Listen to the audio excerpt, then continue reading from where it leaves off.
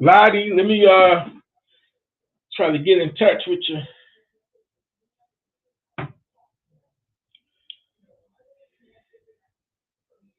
I need to go ahead and do that upgrade.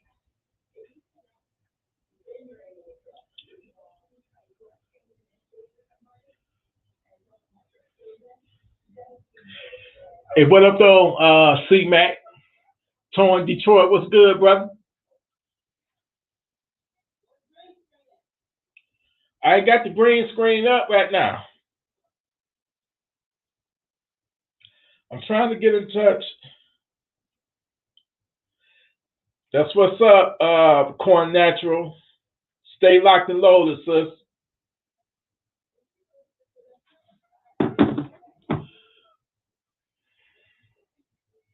What up, everybody? Can you hear me? Because I can't hear myself.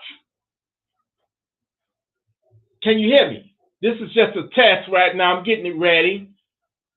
Damn, I can't hear shit. Do I have to unmute some shit? Unmute. Testing, testing. Y'all can hear me?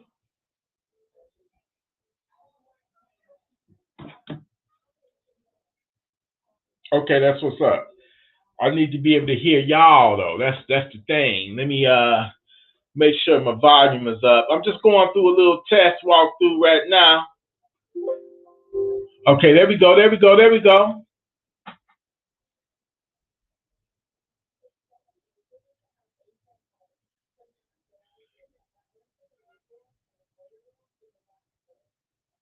Well, I'm about to do some upgrades right now.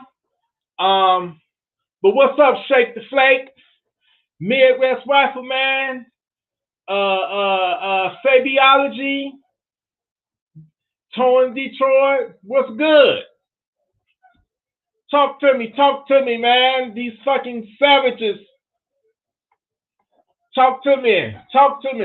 These motherfucking savages, man. They running wild out here. You hear me?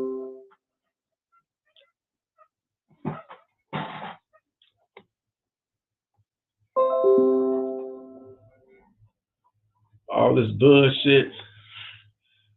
That's what's up, Corn Natural. Celestial Black, what's good? What's good with it? Like I said, I'm just doing a test right now. I'm doing a test.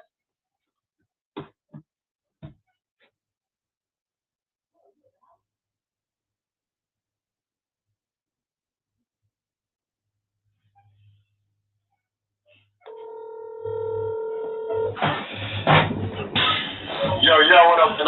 What's up, my brother Delray Dan? I'm in the middle, I'm in the middle of a live broadcast right now. That's why I didn't hit you up right away, but I will be hitting you up, brother. I want you to join the stream. I'm about to, I'm going through, a little testing everything out, because last time I went live, I had some technical issues, and it, it was on my end. But what's good with it, brother? What's going on? What's good? I want to reach out to you because I know they're doing the RSVPs. They're about to sell out. So I wanted to know if you're going to go to the second annual meetup in Nashville, Tennessee in May. You know what? I can't make as of right now. I really don't know if I'm gonna be able to make it because of all of the shit that I got lined up and shit. But I know it's a certain time frame or whatever, so I'm gonna figure it out. I'm either gonna go or don't go. It's one way or the other, brother. Let me know, because if you want to go, I'm gonna sponsor you, so I'm gonna pay for you to go. Like, I'm gonna pay for your tickets, $100. I'm gonna pay for the ticket for you. Did you see this shit, y'all? I'm on live right now. I got my brother Delray Dan offering to pay for me to go to goddamn, what is it, Tennessee or some shit? The RDG meetup in Nashville, Tennessee. Nashville, motherfucking Tennessee. Man, I'm gonna still let you know whether I'll be able to go or not. But man, you know what? Let me say this, and I'm live right now. Let me say this to you. I'm gonna send you a link so you can join me. That's if you want to. But you know, I just want to say I appreciate you, brother. You one of my day ones. You got my back. You've been the number one supporter for the longest. You hear me, man? Y'all, you and Gun Freak Nation, man. Y'all show me so much love, and y'all the fuel to my fire. Y'all the one that keep me going. You know what I'm saying? Even though when I got the haters and the trolls trying to pull me down, leaving all these negative comments and shit, man. And I don't know why, because all I ever do, I just don't want to see nobody be no victim. You know what I'm saying? I don't want to see nobody be a victim or a victim of a home invasion or just a victim, period. So, but, you know, people want to go after you. There's all kind of crazy, sick people in the world. But you know what? What keeps my world spinning is people like you, bro, and people like the rest of the Gun Freak Nation, man. So, you know, I really, really appreciate you. And I'm gonna put some links up later. I'm gonna put my green screen up. You know, it's up now. I just gotta let it down. But I would love for you to be a part, and we can, you know, of the podcast, my brother, if you don't mind. You know, brother, you keep doing you. There's gonna be haters on your way up. Think about all the heroes and the people that you look up to when you were growing up. Yeah. There's a lot of hate out there. Right. Keep doing you, because what you're doing is progress, and you're pushing the truth. Because when people don't or they try to criticize you, that's because they haven't been through half the stuff that you've been through, or that you've heard about your close family members, or right. You know your friends have been through. Right. So right. Keep doing you. Right. You know what? You're right. Turn it into positivity. That negative turn into a plus. Put a dash on it, and now it's a plus. And anybody else can just, you know what? Go. Keep it moving. Yeah. Don't fuck yourself. Keep it moving. If you don't like my shit, I'm not putting a gun to your head and forcing you to watch anything, man. Keep it moving. There must be something that you like about me. You coming back on different videos, leaving comments. You know what I'm saying? So, you know what, man? Thank you for the inspiration. Thank you for sponsoring me. You know what?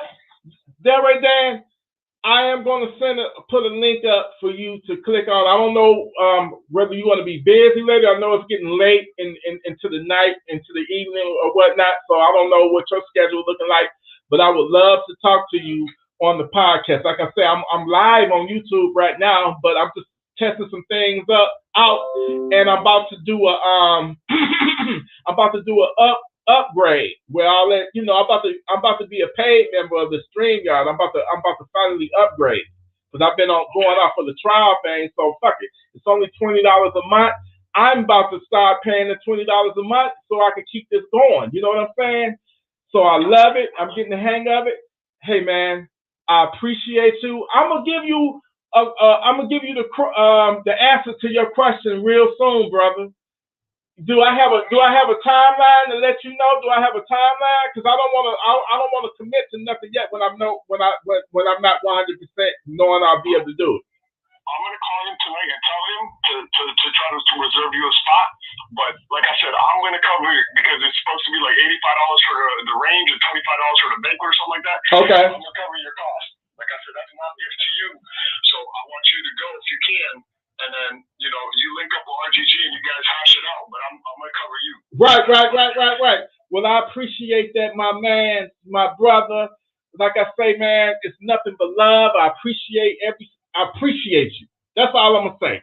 Are y'all listening to the love that I'm getting from my brother, Delray Dan? You know what I'm saying? I appreciate it. Thank you for the love, brother. Hey, and we got a lot of shit to talk about, man. You know what I'm saying? I'm not trying to take up too much of your time, but thank you so much. Thank you so much, man. You made my night. And I'm gonna hit you up. Huh? We'll definitely talk soon. Yeah, hopefully later tonight. I'm gonna hit you with the link so you can join the stream, brother. Okay, and I'm still getting home, so once I'm driving home now, so then I'll try to see what I can do. Okay, appreciate you, brother. Be safe. All right now. You too. Later. Hey, baby.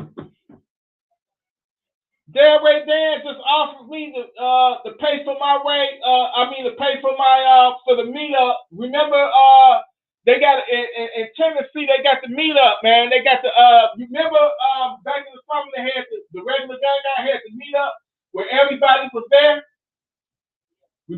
Well, he just said he buying my ticket. No, it's in Tennessee. It's in Nashville, Tennessee. They go to the meetup where all of the big gun YouTubers meet up. Huh? Oh, yeah. So he's like, oh, man, they showed me so much love. He talking about he reserving my ticket. I ain't give him no answer yet. Nah, he called me. I'm still live. Anyway, y'all, I'm trying to see if my sister in here so we can talk about that robbery. You know what? I'm coming back live with the green screen. Matter of fact, let me see something. These cats gonna be trying to knock the screen down. You know what I'm saying? I might have to lock them up for a minute.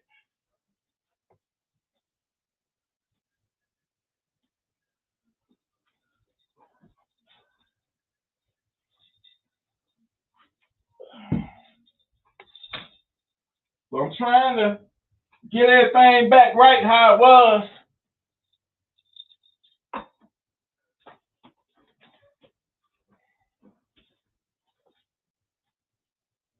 Like I say, this is just a test right here.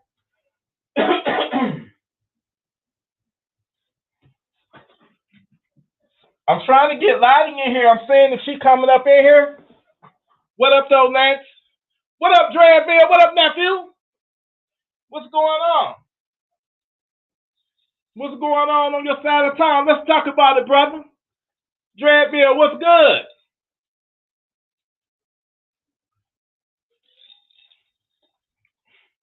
Man, I got to get this shit together.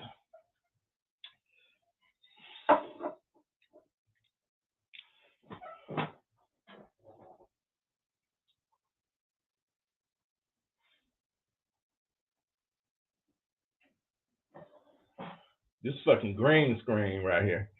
What's going on, y'all? Hey, Lottie, is you in here? I want to send you a link. Juju, if you in here, I want to send you a link.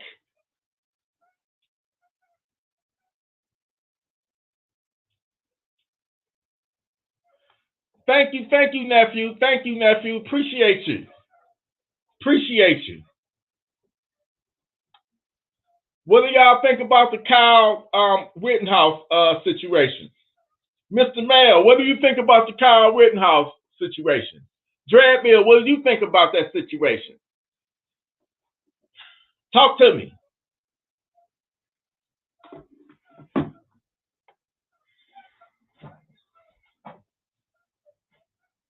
Thank you, Byron King. Appreciate that. Dreadville, what's going on, brother?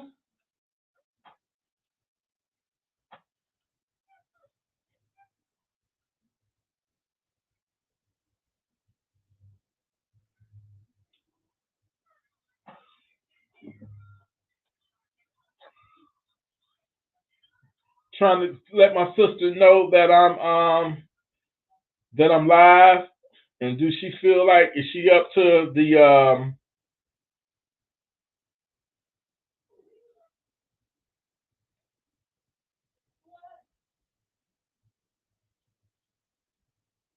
I think the brother is a hero. I think he's a hero.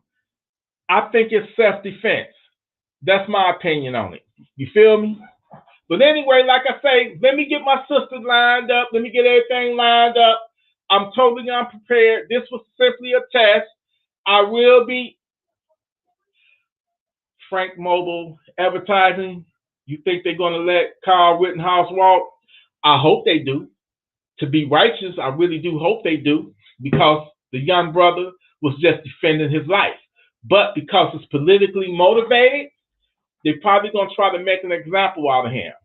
This is a fucked up country, man, where it's getting to the point to where you cannot even defend your life, defend yourself. I mean, if it would have been me, I would have did the same thing, because my number one fear is if you overpower me,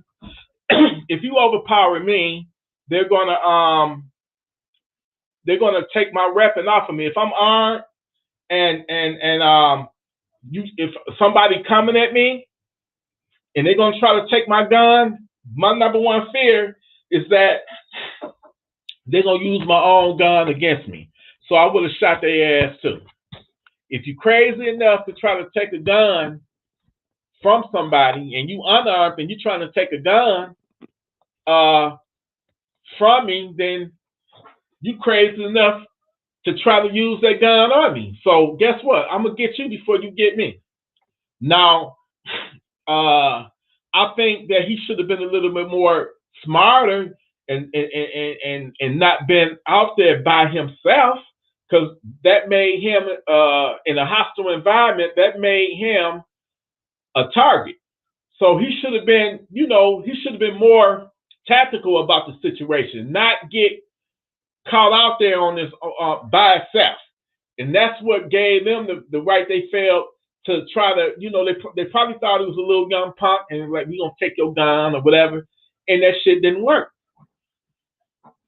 Exactly. That's like I said, I used to do armed security back in the day, and one of my greatest fears was somebody overpowering me. So I'm struggling with somebody that stole some 99-cent soap, and they get the gun out of my holster and use the motherfucker against me. You know what I'm saying? That's everybody's nightmare. You never want to let be in a situation where somebody can overpower you and take your weapon, because your number one fear is once they get your weapon, they got control over you. They can take your life. So yeah, he had every right to do what he did. What crazy motherfucker chases down somebody with an AR-15 anyway? You did? So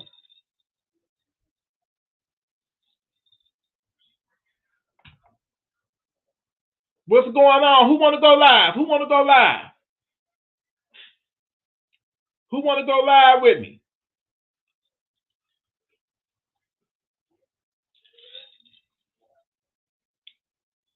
I'm still pissed off over the bastard that raped and I'm pissed off over the motherfucker that raped that 63-year-old woman in Detroit today, beat her into a coma.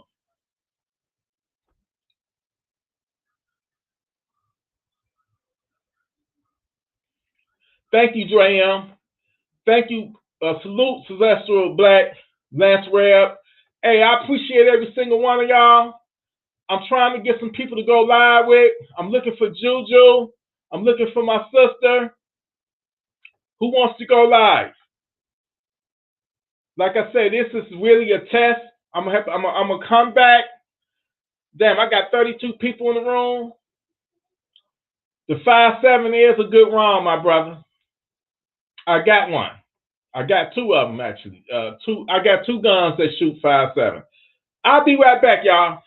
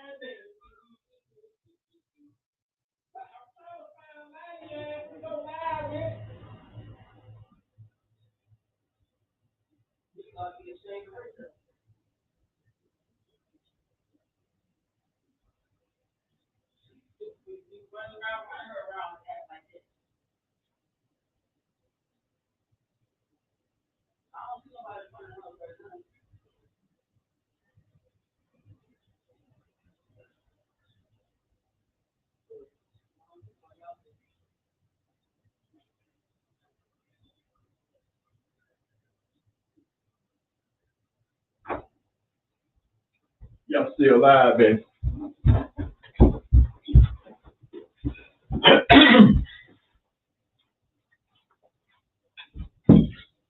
What's good? What's good? What's good? I'm back. Like I said, this is a test right here that's going on.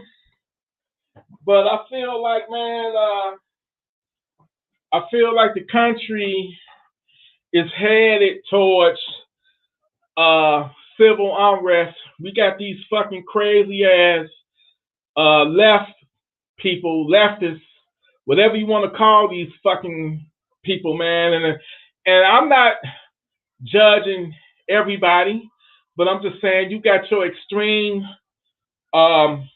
you got the extremists, these leftist extremists that they don't give a fuck. They just want to. I don't know whether to call it communism, socialism. I don't know what the fuck, but I know that it's not righteous.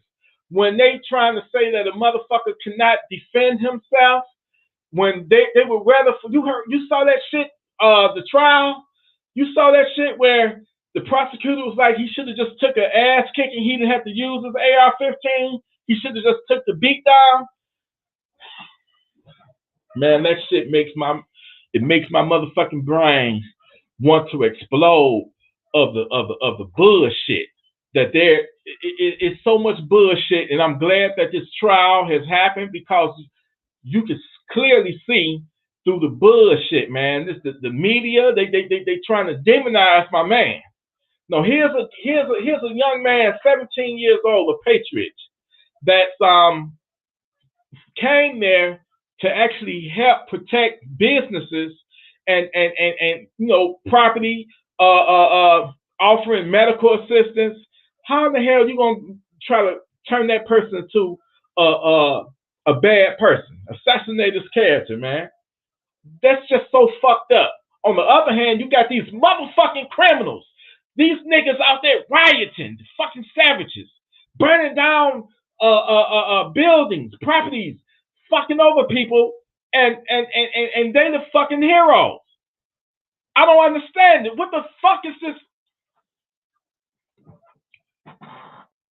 I don't understand it. It makes me angry, and I don't understand the mental concept of a person that say that shit is right, man.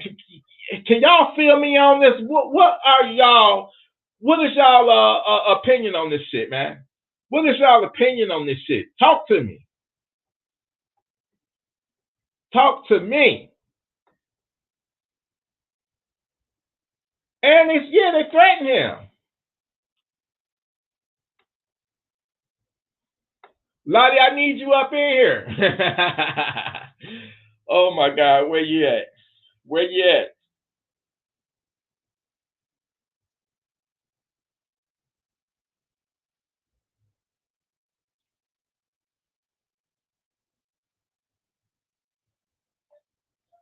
Yeah, the shit is crazy, man. All I'm gonna say is y'all stay armed, man. It's about to be some dark times. I can just feel that shit coming. Hey, Lottie, do you feel like I'm on live right now? Do you want to join me and talk about your situation, or are you busy right now?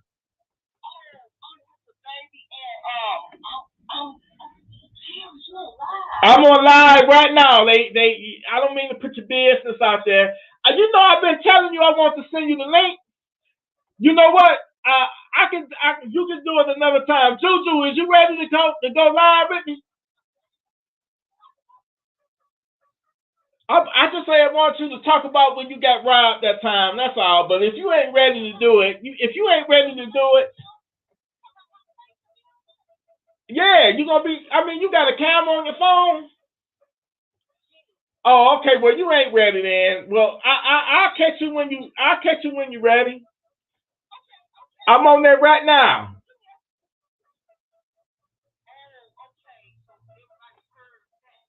All right, Juju about to come on. Juju, click on it. We're gonna talk about some stuff. Click.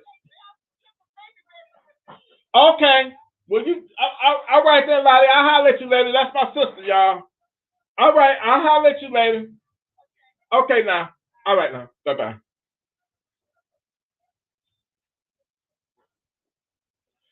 Juju, click that link. Like I say, this is an impromptu. It's impromptu anyway. Like I said, I'll be right back, Juju.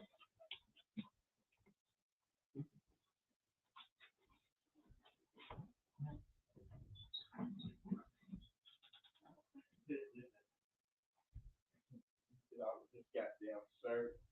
Put the other shirt in.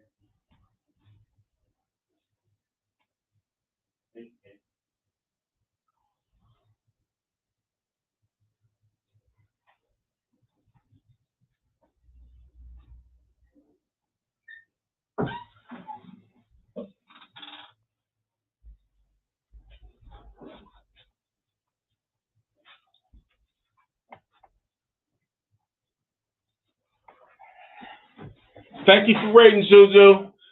Hopefully we won't go through this same problem we had the last time. Can you hear me? Yeah, can you hear me? I can hear you. I can hear you. Well, we back.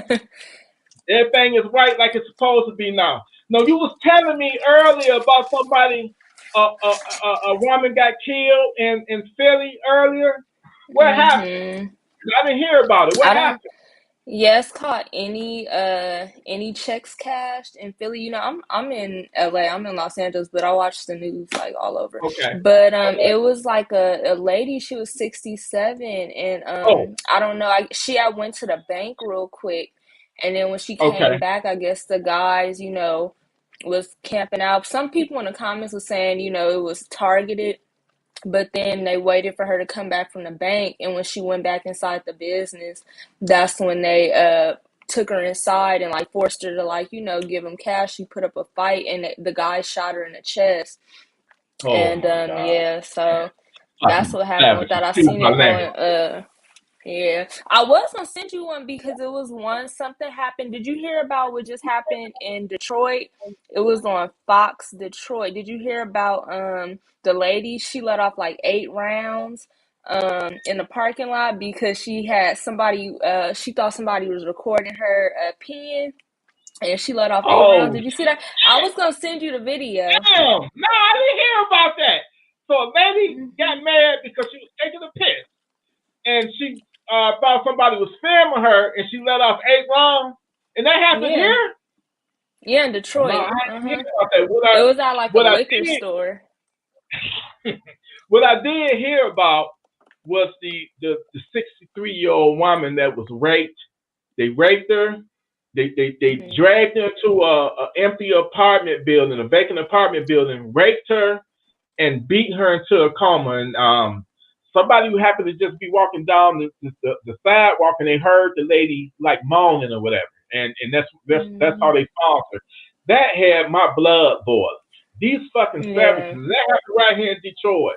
They had my fucking blood boiling. I hate to see any kind of victim, but especially if it's a child or a woman, a female, man, that really get me Yeah. heated.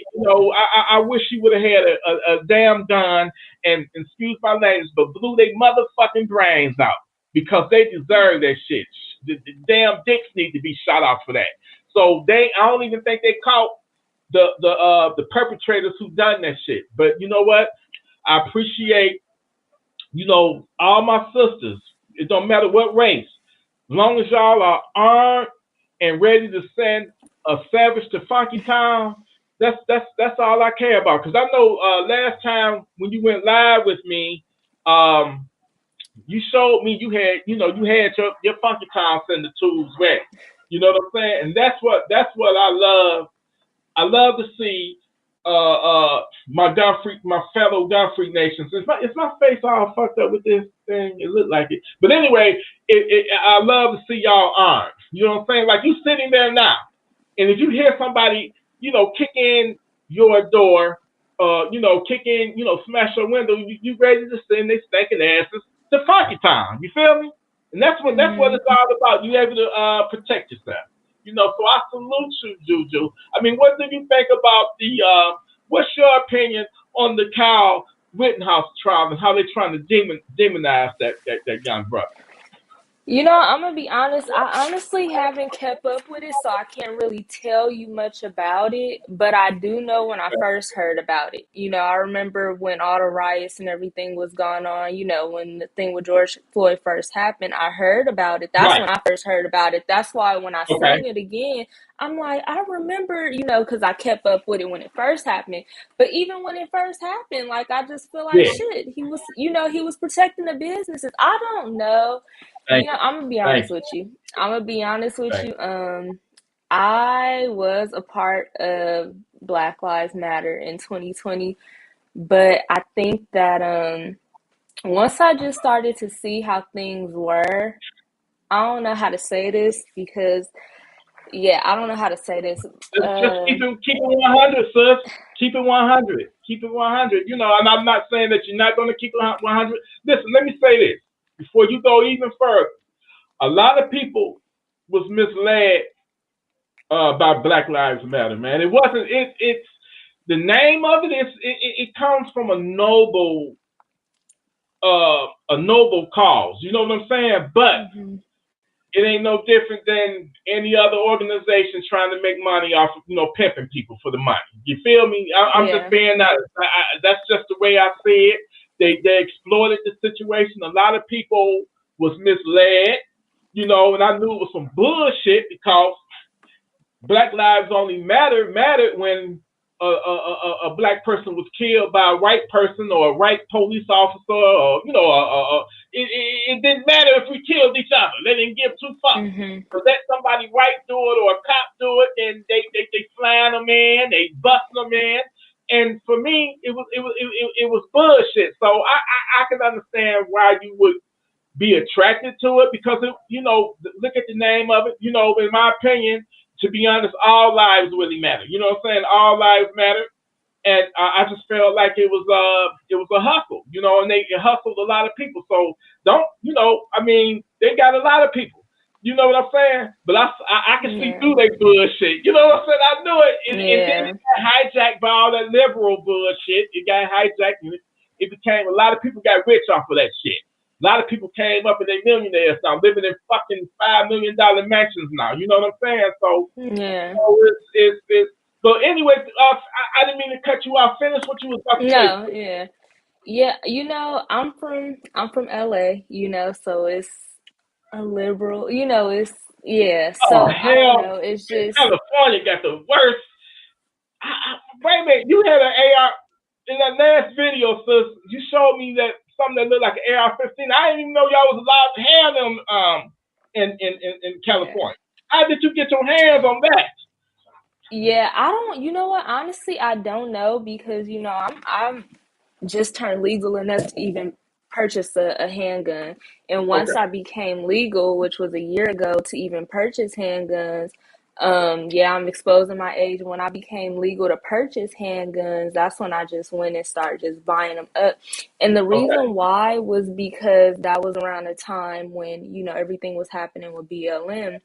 We started seeing the riots and stuff like that. And like I said, we already had Rodney King in LA, in Los Angeles. We already had that shit. So then when you have everything else going on, it got really scary. I seen the craziest stuff. I was in the middle of the craziest stuff down in Santa Monica, Beverly Hills during the riots. I was recording, it was people going into the stores, we protesting, they breaking, up in the stores. It was just crazy. So that's when I started to, get into guns, right? Yeah.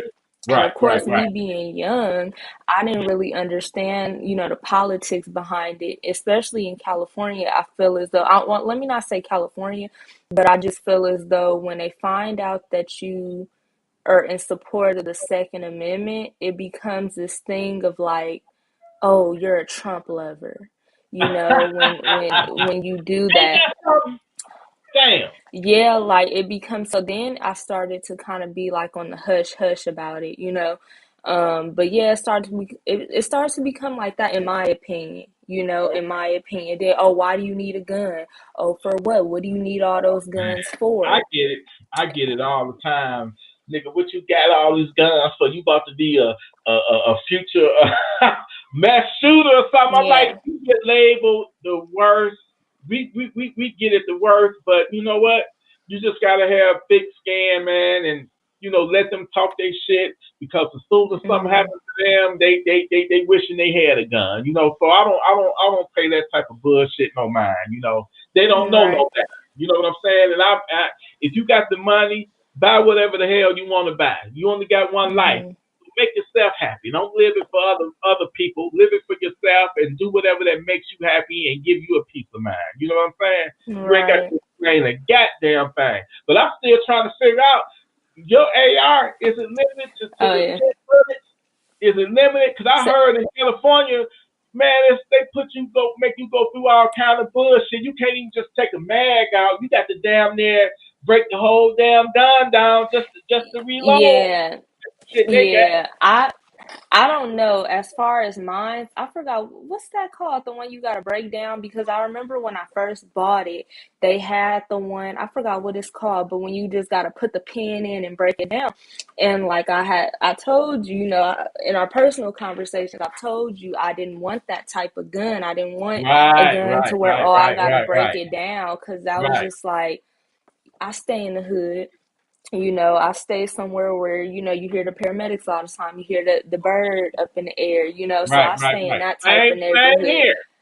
Same here. Yeah, I can't I'm not trying to break nothing down if something happens, you know. So Right, right, right, I don't know, but you know, I remember when I had bought it, like I said, it was at the height when everything was going on. So it was a lot of people in line at the gun store with me. I mean, I was probably in line for maybe like an hour, hour and a half or so. wow. And yeah, so but I just felt like I'm gonna go with that one because yeah, but we do have like a lot of regulations and shit like that out here when it comes down to guns. So I don't know what she said. I'm a stone throw away from Long Beach. Okay. You ain't alone. Yeah, Long Beach. Okay, yeah, so I'm right. Yeah, Right, Long right, Beach, right, yeah. right. Compton, Long Beach, they like sister Yeah. cities, so yeah. Right, right, right, right, Yeah. right. I'm just so happy. I'm saying how young you are, and you doing the right thing. You know, as far as being able defend your life, defend yourself and your loved ones. You know, so I'm so thankful, and I feel so blessed to have people like you be a part of Gun Freak Nation, be in my life. You know what I'm saying? So I Hmm. really do. I really do appreciate you. I'm glad that you woke up and to be able to see through all of the bullshit. Because if you look at the media, a lot of people got in my ass. Just because I did the last video, I happen to have, CNN playing in the background or whatever. I'm like, don't worry about that shit. Y'all be concerned about the wrong shit. I'm a grown man. I'm gonna Hmm. watch whatever the fuck I want to watch at the end of the day. You know what I'm saying? You worry about being able to defend yourself and protect your household. Don't worry about what happened to be on my TV in the background. But they got a point. CNN, they some liberal motherfuckers. They'll demonize you in a minute if you go against their narrative. I just don't. I can't believe how they casting Kyle Rittenhouse. They casting him in the wrong kind of light when he really should be held up as a hero. He didn't go there to kill anybody. Them idiots went after Hmm. him. No, you tell me. Give me your opinion. What idiot? What kind of frame of mind you gotta have that you have it in your head to chase somebody down that got an AR-15? Right. It Right. makes no sense. What are you asking? I mean, they got him on video begging the man to shoot him. So Hmm. he got what he asked for, right? Yeah. he got. I mean, No, all but he because here's my whole thing. During that time, again, it was a lot going on. Like, it was even times, even like I seen it myself firsthand. I'm sure a lot of people who was at the protest could even vouch and say the same thing. The police officers were literally doing nothing they didn't do because it shit. was so much chaos Right, going on. right. You They know would what? watch it happen.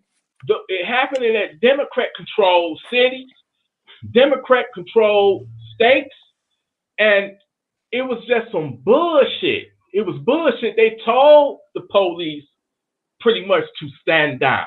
They Hmm. told them so in some kind of way. They just as bad. You know what I'm saying? They help create the environment for that bullshit to happen. You know what I'm Right. saying? But like I said, I used to do armed security back in the day, and that was the last thing I wanted was for somebody to get into a struggle with somebody and they take my gun, my pistol off of me and use it against me. That was my number one fear. I did not want that to happen. It was several situations where people would be in there and it would be a situation. And I remember one night, one of the managers, I was at CVS doing security, armed security. The manager got into it with somebody. It was about 5 or 6 dudes deep. Manager trying to take them on or whatever. Everybody looking at me. I'm like, what the fuck do you want me to do? I ain't about to immerse myself into that situation where all 6 of them dudes can overtake me and take my gun. No, if they would have pulled out some guns, I was gonna let it ride. I was gonna I was about to use my shit, but I am not gonna put myself in the middle of a situation. Sometimes you just gotta be tactical about your surroundings and shit. You know what I'm saying? I ain't no motherfucking Superman. At the end of the day, I'm trying to get back home to my family. You know what I'm saying? So you gotta be smart about the shit. You know what I'm saying? But Juju, thank you so much. I appreciate you for your time. And I'm coming back live. I see somebody else, what's Caesar, Kaiser, whatever, trying to join. Let me add this brother right quick. And I appreciate you. We definitely gotta hit it up again, okay? All right, thanks. All right, thank Bye. you, Jojo. I appreciate you. What's up, my brother? What's going on? What's up, brother? How's it going? That's Caesar, man. What's up, Caesar? Talk to me, brother. First of all, I'm gonna start this off by saying I'm a firm believer in the Second Amendment. You know what I'm saying? Okay. So I keep that on hand. You know what I'm saying? That's what I'm talking about. That's what I'm talking about, brother. But I did hear you, brother, say all lives matter. Yeah. Which obviously all lives do matter, of course, but that's not the concept of which people say that in. All lives are not the ones out here being in the streets, being gunned down, being taken. It's black lives. We're getting it from everybody. We're getting it from ourselves, and we're getting it from everybody outside our community. So shit, so when you say that, you know what I mean? Are you a conservative or a liberal, or what party do you represent? Are you an independent? You're independent. I'm independent. I'm on the side of righteousness, brother. I don't get into all that politicking or whatever. I feel like if it's somebody that's for you, that's for your agenda, then if it's for your agenda, by all means, go for it. Okay, yeah. As you were talking about the Kyle Rittenhouse thing earlier. Yeah. This guy, he's a minor. He's underage. He's a minor. Okay. And he had this AR-15. He had it at his friend's house originally out there in Wisconsin, where his friend could keep it for him. He lived in Illinois.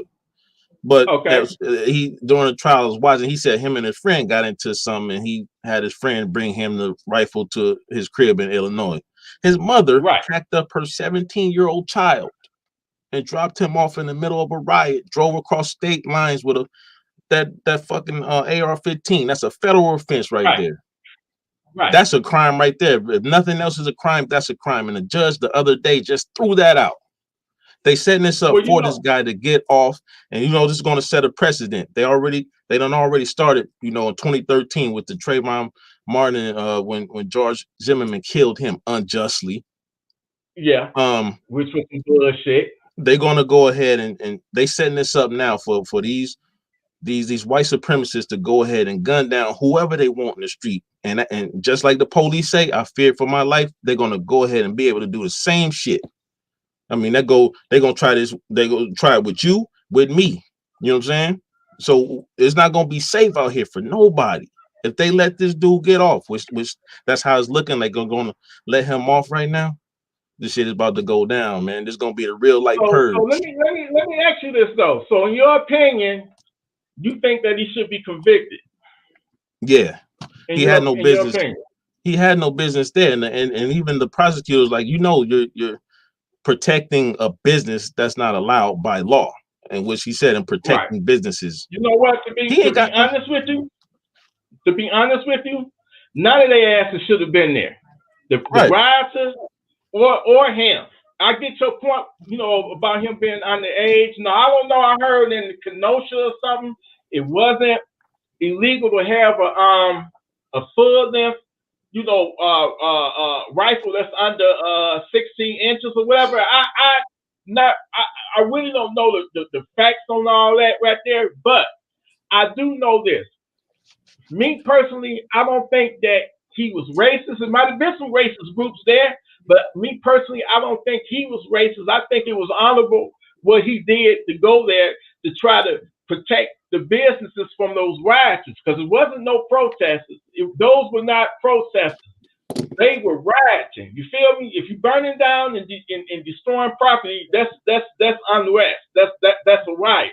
However, in my opinion, he shouldn't have been there.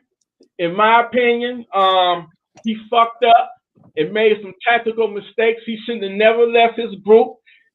So as soon as he was by himself, he made his own self a target. You know what I'm saying? He should have just got the fuck on out of there, and it shouldn't have never got to the point. But however, you still gotta take accountability, man. I mean, who in their right mind is gonna try to confront and take a gun away from somebody? You dig? So my greatest fear is that if I have a gun and the person know I have a gun and they running at me and they already threatening me, I would have done the same thing. And I'm just being honest. I'm not gonna let you, overpower me and take my gun away from me. And then I'm in a situation where, okay, you took my gun, now my life is in your hands because you got control over my gun. Now I do agree it shouldn't have never got to that point. I felt like he made mistakes isolating himself, and he there by himself. You know what I'm saying? So, I get what you're saying, though, brother, because it's two different. I don't like to get into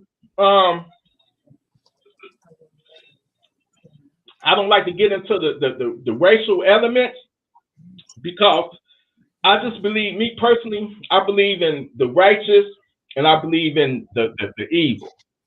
I don't give a damn what race you are. I don't care what color you are. If you got a good heart, if you got love in your heart, and that's all that matters to me. But however, I see where you're coming from, and I understand it, and I respect it.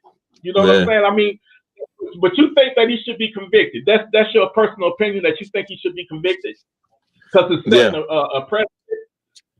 Yeah, somebody said they said somebody in the chat said Gucci Mane had an illegal full auto. He should be convicted for defending himself. No, when Gucci Mane was sitting somewhere minding his own business, he was minding his own business. They came for him. That's a totally different situation. It's not even the same thing. Gucci was in his own crib. And that's not the same thing, bro. You know what I'm saying? And he was only defending his life. So I don't even know why somebody would even compare that. Yeah, that's a reach. Situation. Now, what I do hope that happens is in what's his name, Ahmaud Arbery. Arbery, yeah. In that situation, I'm gonna be honest with you.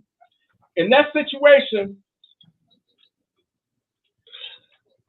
when I first saw it, before I learned everything that happened, I said, man, when I first saw that clip of him trying to take the shotgun from the white dude, I said, oh my God, man. I'm like, he asked for that shit. Because they gonna say it's self-defense. He's trying to take the gun. But when I found out that they chased that man down and that they actually ran him off the road into a ditch and they hit him with their trucks and they was blocking him in, man. So he was defending himself. He was defending himself. But they was chasing him, trying to be fucking heroes. I'm like, you know what? He couldn't get away. He did that shit out of desperation. You see what I'm saying? He did that shit. If somebody don't chase me for like 5 or 6 minutes and they blocking me in, they don't knock me off into a ditch and they won't let me go, then hell, I'm probably gonna try to take the gun from them too. So that's a whole different situation right there. And I hope they give their asses life in prison for what they did to that guy, man. Now that was fucked up. I want your opinion on that situation, brother. Oh, well, my opinion is the same as yours. In that case, yeah, the motherfuckers need to fry. You know what I'm saying? They definitely need to fry. They need to. All three of them. All three of them. One guy tried to backtrack. Oh, I didn't have nothing to do with it. I was just the one that filmed it. No, that was some bullshit because you helped block them in too. So when I found out the details of it, that it was a prolonged chase, that they had been chasing this guy, that they had knocked this guy off the road, hit him with their car, had him in a ditch, man. That pissed me the fuck off, man. To me, they not no different. They on the same level as George Zimmerman. You know what I'm saying? So, when you got evil motherfuckers like that, I'm not. They need to fry. George Zimmerman should have been convicted. You gonna start the shit and initiate the shit, start the shit, get your ass kicked, and then basically he took a gun to a fist fight. You know what I'm saying? So, I agree with you, and I see your point of view about the situation in Kenosha, brother. Anything else you want me to elaborate on? Yeah, I want a lot of people out here in your chat room defending this. I want a lot of them. How many of them are armed and would defend themselves if they had to? They talking a lot of shit, man. But on the Kenosha thing, I'm standing on that, man. Kyle, he had no business out there, man. He knew he was dead wrong. You know what I'm saying? If his ass would have stayed at home, he wouldn't be in this shit right now. But it is what it is. Right. I agree with you. He made mistakes. He was trying to be honorable and protect the businesses. I got to give him his props for that. But he made, in my opinion, some tactical mistakes. And now I feel like he's being used as a scapegoat. Somebody got to pay the price for that shit. You feel me? So I think they're using him as a scapegoat. But I think he had every right to defend his life, because I don't think, I'm not going to give nobody the option, what you going to do to me once you take my gun away. Number one, you're not going to take my gun away. But he shouldn't have put himself in that situation by breaking off from his group and so that can happen to him. You know what I'm saying? So that he made his tactical mistakes, and he might have to pay for that with his life, because they might just convict him of it. They might convict him. I'm gonna use myself as an example. Now, let's see, you saw me, wearing let's just say red, the color red. You saw me wearing the color red. I got the red flags, and I'm dressed in red. A bunch of other guys with me, they all got on red. We look like blood gang members, right? You would assume I was a blood gang member. Right. Now, Kyle, he was pictured with the Oath Keepers and all these other white supremacist groups. He was pictured, but before the trial started, the judge said, this is not admissible. I don't want these pictures shown. I don't want any of the things that Kyle was communicating with them or on pictures with them, and I don't want any of that allowed in this trial. The judge, that's the first thing he threw out of the damn trial. Right. You know what I'm saying? Why would he do that? So, the fix was in from the beginning, man. That's my opinion. It was already in there at the beginning. Right. And let me say this: they tried to, the defense tried to bring in the criminal backgrounds of the people that he injured and the people that he killed, because they had they always do that. Charges, which it don't matter, because don't nobody know what your background is. That it really was irrelevant. I would say this, man. Like, if he was hanging with some groups that was racist, then that I don't know. And then one thing I want to say, just because the media paint a group as racist don't necessarily mean that they're racist. Because I'm pretty sure if my channel blow up or whatever, they probably gonna come after me and say that I'm an extremist or might be racist or something and label me like that. And when people see that shit on TV, they actually believe that shit. So you got to be careful what this liberal media say, because they can paint a picture of anything and try to make it negative. You know what I'm saying? But getting down to the core of the event that happened, my man was just trying to save his own life, and he did it by he had to use deadly means to do it.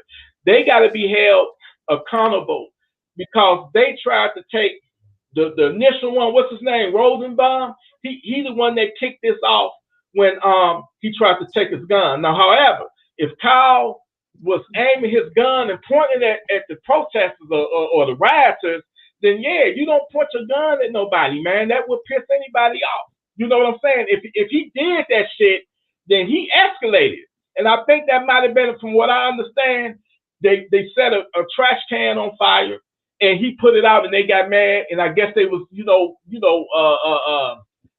making comments, and allegedly he aimed his AR at them, which is something he shouldn't have never done. He did.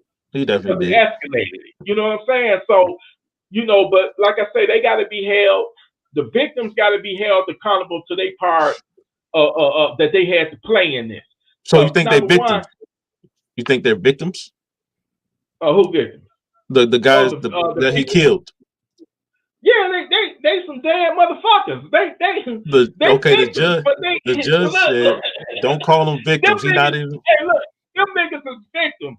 My thing is, what the fuck is wrong with you to try to chase down the first one?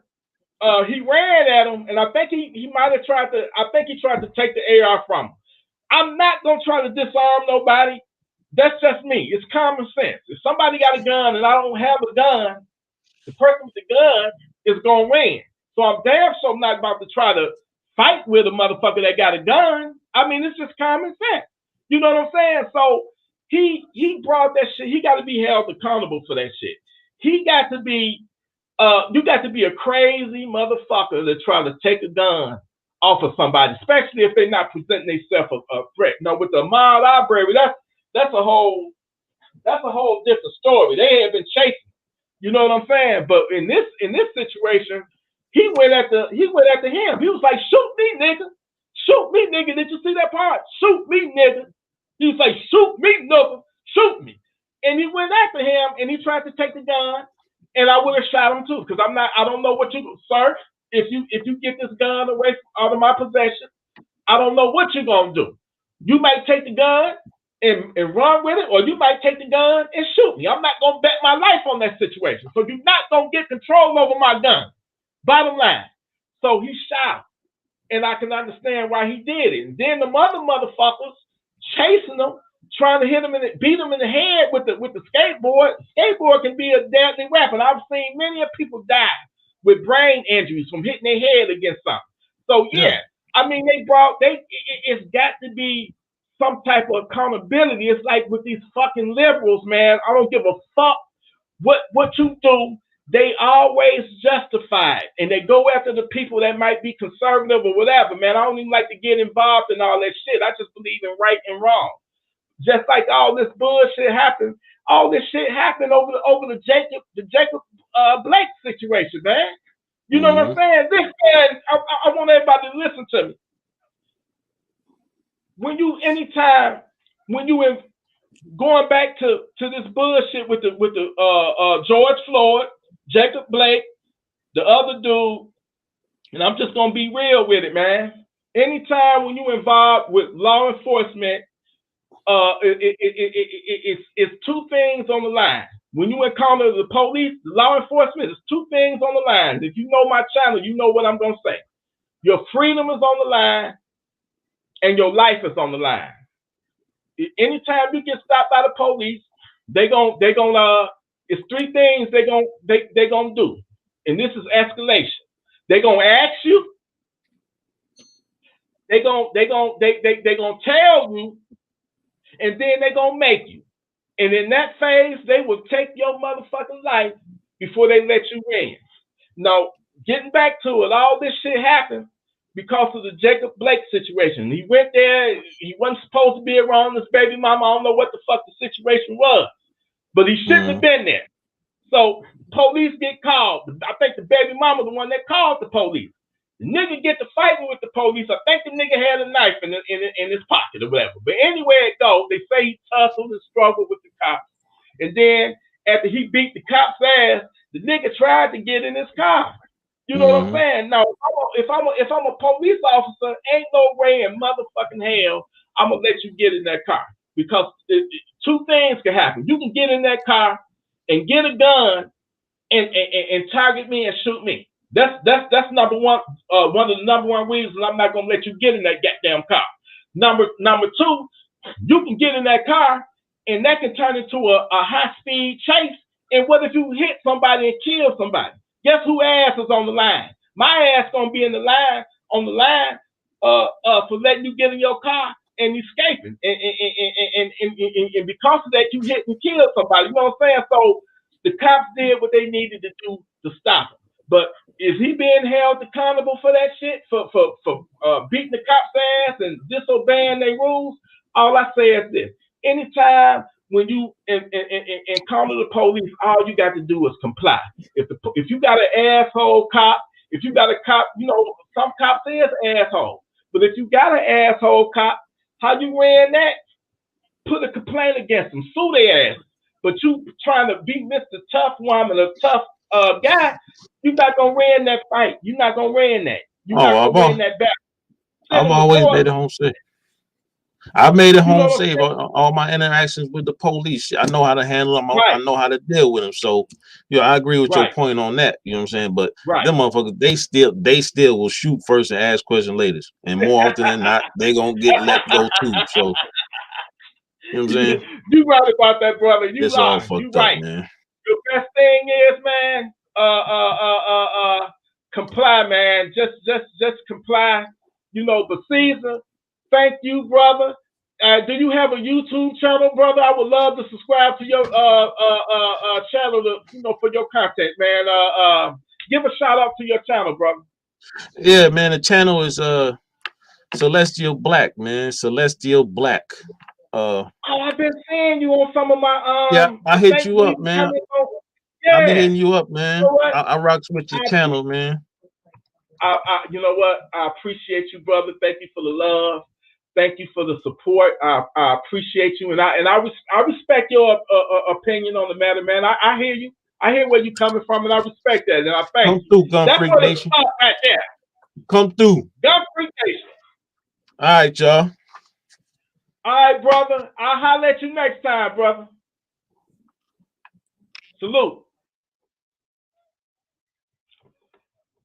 I appreciate that. Hey, Lonnie, I see that you're in here. Are you ready? You ready to go live? Sante, are you ready to go live with me? Miss K, is you ready to go live? Let me put the link back up. I'm gonna put the link back up. Y'all hit that link. Hit that link. Hit it. Hit the link now. Did I put it up there? Let me pan that motherfucker. Let me hold on. I want to pan this link right here.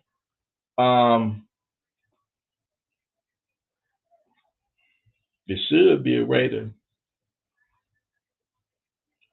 No, that's block. I don't want to block myself. Where that link at, goddammit? How can I pan this shit?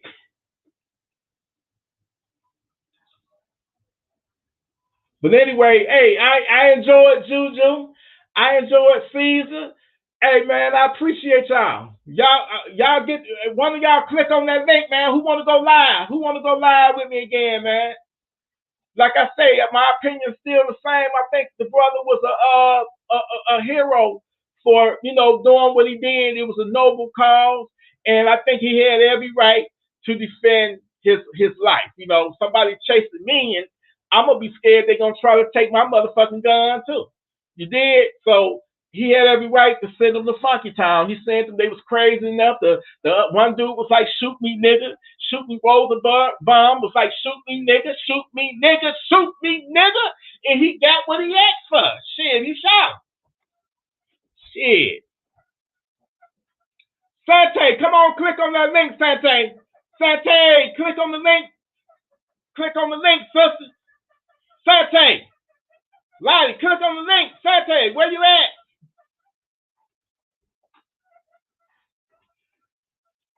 Sante, where you at, baby? Click on that link. Click on that link, Sante. Come on now. All right, who want to go live? Who want to go live? Something wrong with this. Look like Jason don't chop half of my motherfucking head off. Caesar, I appreciate you, brother. Miss K, where you at? Come on now, who going live with me? Who going live, goddammit? I need to pan this motherfucker. Where we at? I'm trying to pan let me see. How do I pin it? Oh, you gonna do it later? What up, though, regular man? Miss K, what's up? Santee TV, what's up? Wubble Double, what's up? Miss K, what's up? Les Red, what's up? Appreciate y'all. We got 65 people in the room tonight. What's good with it? Talk to me. I hope they find that motherfucker that raped that 63-year-old woman and beat her into a coma. I hope they find his ass. If I find his ass, I will cut his motherfucking dick off, goddamn. He cut off. Hey, what's up, Santee? What's up, sister? What's going on with it? Talk to me. Talk to me, sister. It's such a pleasure to have you. It's such a pleasure to have you. I know you've been trying to get me on your show, and I got to turn the paper and be on your show. You hear me? Thank you. Thank you for coming live with me. What's going on? Nothing ain't going on. I told you when you go live, it's gonna be all the way live. Okay? Yeah. I'm enjoying this over here. You got real conversations going on over here. Well, thank you, sister. Did you hear about the woman that got killed in Philly? That Juju told me about, the woman that I guess they followed her going to the bank and they shot her. Did you hear about that? No, they over there jugging. You said she's 65? I think she was 65 or 67. Jugging on old ladies. That's why you need to go. I mean, these savages, these damn savages, man. Thank Join you, the sister. Gun Freak Nation. Yes, Gun Freak Nation. Gun Freak Nation. Yes. Yeah. Did you hear about I didn't know about this. They told me a woman was peeing. She was pissing at the liquor store. She was pissing in the parking lot, and somebody filmed her pissing, and she took out her gun and she shot 7 or 8 times in the air because she didn't want nobody filming her while she was pissing. They said that happened today too. Did she hit you hear about that too? Huh? Did she hit somebody? I don't know if she hit nobody, but they said she just shot 8 times in the air because she thought somebody was filming her, pissing in the liquor store parking lot. She had no business doing that though. Come on. I mean, she don't got no business doing none of that. She don't got no business peeing in the parking lot. She don't got no business shooting into the air. She was drunk. She I told you it's crazy, especially here in the D. And like I say, my sister told me, she messaged me. I get mad every time when I think about it. You heard me say the 63-year-old woman had got raped. Somebody grabbed her off the street, took her in an abandoned apartment building, and raped her and beat her until she was unconscious. A guy happened to be walking down the street, and he heard like moaning coming from the vacant apartment, and he investigated, and that's how he found her. She's in the hospital right now, still in the coma. A 63-year-old woman. That could have been my mama or anybody's mama or whatever. These savages, they need to be put down. They need to be put down. And that's just in all honesty. They don't give a damn. They don't give 2 fucks about human life. And that's one thing I hate to see: a woman be abused and a kid be abused. Those are the worst of the worst. They are the worst of the worst. I would put them down personally, my goddamn self, if I knew who, the pedophiles and all this. If I get my hands on them, I'm gonna cut his dick off. God damn it, a 63-year-old woman. It just makes me angry. It makes me angry. It really do. First of all, don't do it. Don't do it. But if they doing that, let me shut up. I'm not even gonna say that. I'm not even gonna say that. Entertainment purposes only. Put them on the stick. Just line them up and let us see, okay? Right. So Santee, my thoughts. We've been talking about the Kyle Rittenhouse trial for the most part of this podcast. I would like to know your opinion. What's your thoughts on that situation, sir? that people need to leave people alone. Number one, the guy earlier was saying he shouldn't have been there, and I was saying in the chat, like, when have we ever not been able to go outside? Like, regardless, whatever he was doing, if that man wanted to walk out his door, and get over there, that's what he wanted to do. He's free to do that in this country. The things that happen, it sounds to me, at first I was like, oh, this is messed up. But then when I started listening to the trial and I started looking at it more, you know what I'm saying? Like, it's sounding to me, only from what I see in the trial, is that he was justified. That's what it seems like to me. That's my opinion. Okay. Oh, yeah. Right. But the way people are making it, it's like people saying he should have never went. We disagree every day with people. We can't tell somebody, because if we tell someone else, oh, you can't go outside, oh, you can't do this, oh, you can't do that. When they tell us that, then we're gonna be like, oh, wait a minute, you can't tell me that. So what makes when I say you, I'm talking about people, not just black people. Right. In general, what makes us different than anybody else? What makes us different than the next person? And I feel like when people start understanding that these human beings that we are experiencing in this world, we have a lot that we go through. It's a lot of things that we don't know about. People may tell us about. Right. It's a reason that he got to the point to where he is.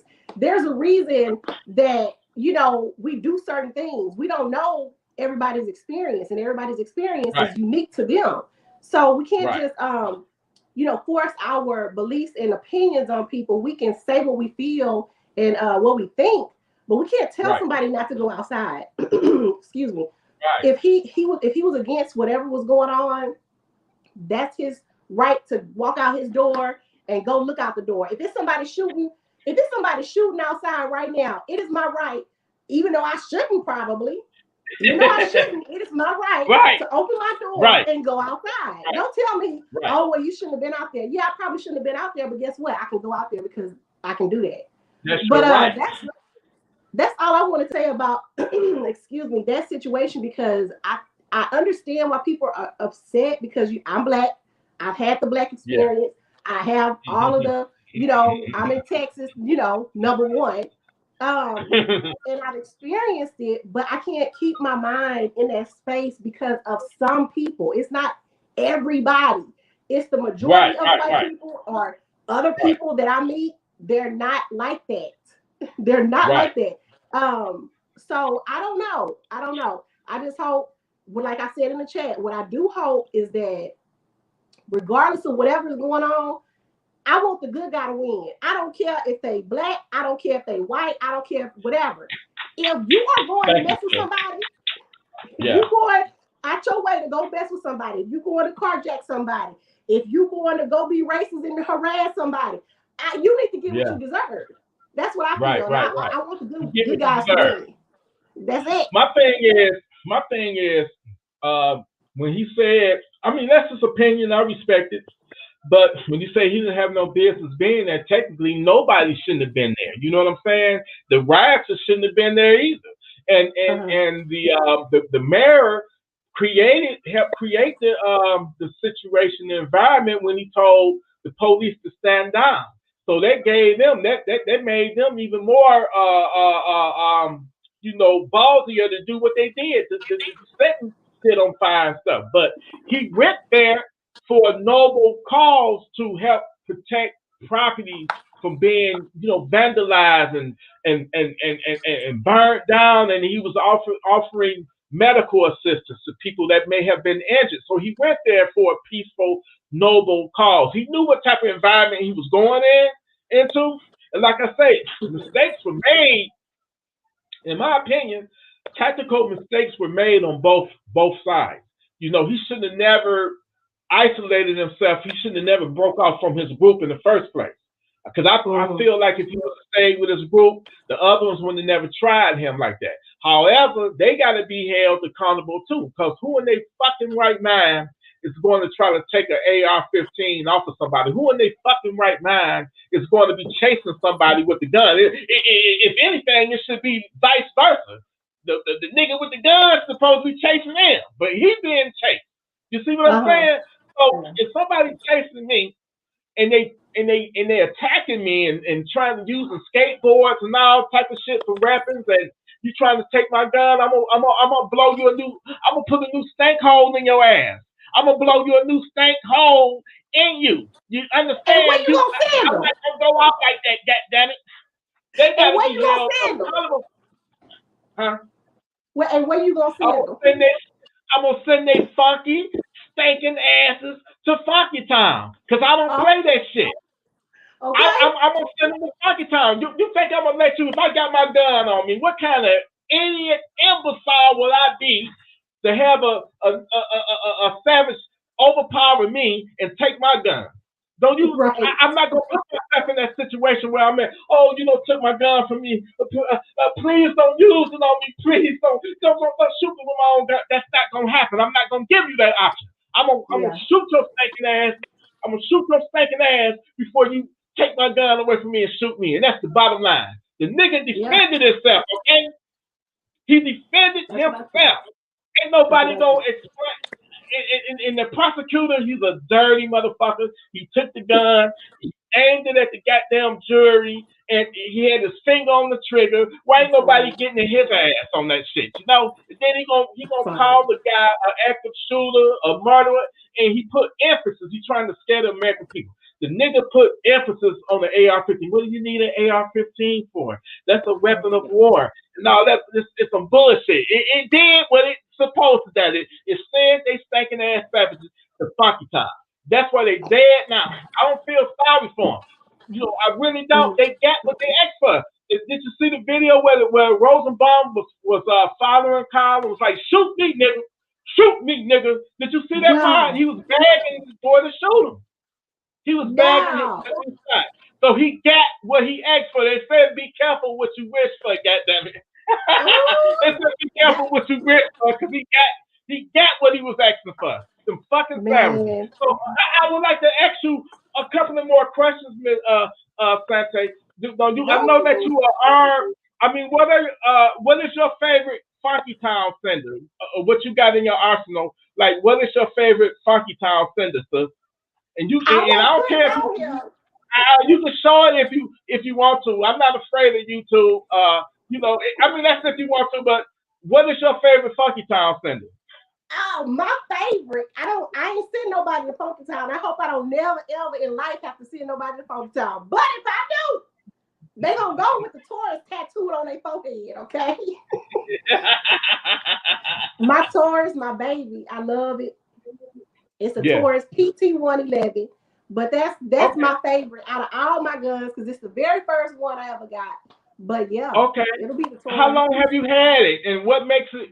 How long have you had it, and what makes it your favorite? Because it's the first one I got, the first one that gave me that confidence to let me know that I can protect myself and my family. And my uncle had one, and when he let me, feel it, shoot it, and all other good stuff before I even got one. And when I went to Academy, I was like, that's the one I want. And from that day on, it was, like they say, the rest is history. But that Taurus, that's my baby. Okay, and what's your second favorite? My second, what I like to shoot is the bullpup. I love. Oh, shit, you got a bullpup? I don't have a bullpup shotgun or a bullpup AR? The who? A bullpup shotgun, or is it a bullpup shotgun or an AR?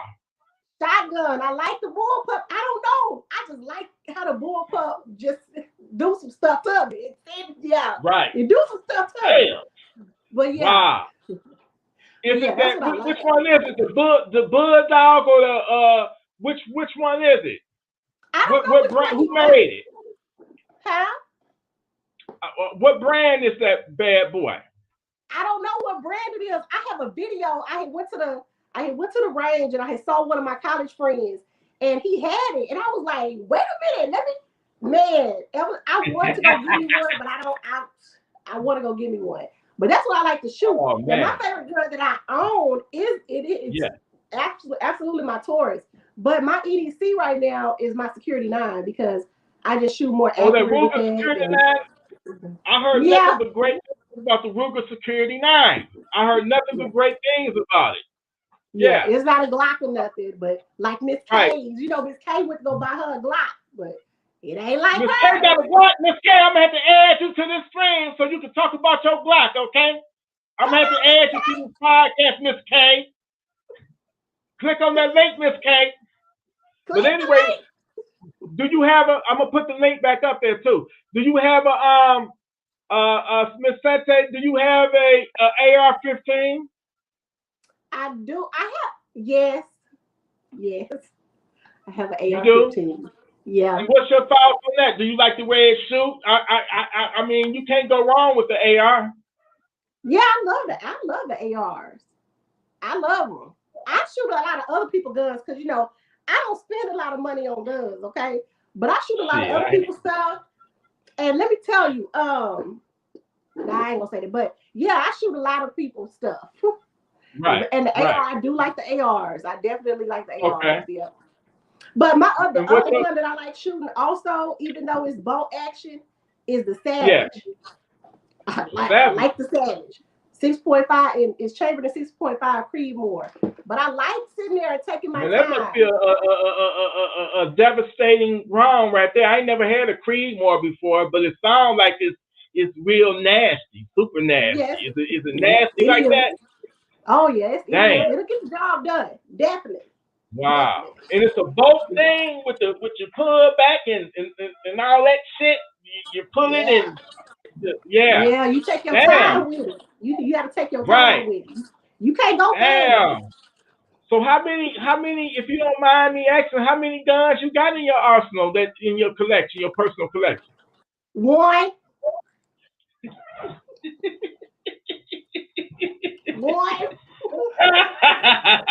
That's it. That's all I got.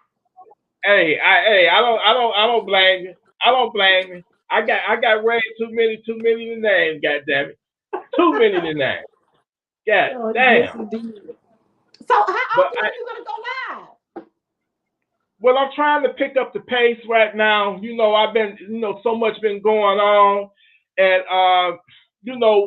I plan on doing this often, probably almost a daily thing, or every 2 days or something like that. I plan on having, special guests coming in like you and. Me? Huh? It just went out, but you back now. I think it was. I don't know if it was me or what. It might be this damn internet over here, but I'm trying to get a regular gun guy on there. I don't know. He might make me do his show first or something. He's been trying to get me for, a long time now. So, I'm gonna try to get him on there. Delray Dan, I was trying to get him tonight, but I think he might be busy. Yeah, hey, Delray Dan trying to sponsor me to the next gun tuber the meet thing, the meetup in Tennessee. So I don't know whether I'll be able to make it or not, but he's sponsored. He said he would pay for my ticket. Ain't that something? Y'all show me so much. It ain't nothing but love and appreciation. You know what I'm saying? Nothing but love and appreciation. I thank you so much, sis. I appreciate you because number one, like you and Juju and all the other women, sometimes my podcast can be a little over the top a little bit, talk nasty sometimes and all that, and y'all still fuck with me. Y'all still appreciate me. You did. So you know what? I appreciate and support y'all and salute y'all on a whole nother level because y'all really do, understand me. You know what I'm saying? Y'all know at the core of it all, I'm all about y'all not being no victims. You know what I'm saying? I'm all about people being able to, defend their lives, defend their loved ones. At the end of the day, forget all of the over top shit and the all that crap. I'm not gonna say that because I'm on there with you, but you know what I mean. I'm not gonna, that's just entertainment. The bottom line, lead with just, let me motivate you and inspire you to go out and get a firearm, some type of gun to protect yourself, so you don't be no victim, man. Because I see it damn near every day, especially here in Detroit. My citizen app is always going off. Like every day it's a home invasion. Every day it's a shooting. Every day somebody getting robbed. You know, like I said earlier, it's hard times out there. And when we got rough times like this, some people don't know nothing but to go out and try to rob and take from others, unfortunately. And that's why it's been a spike in the crime. You know what I'm saying? It's been a spike in crime. What's up, Miss K? How you doing?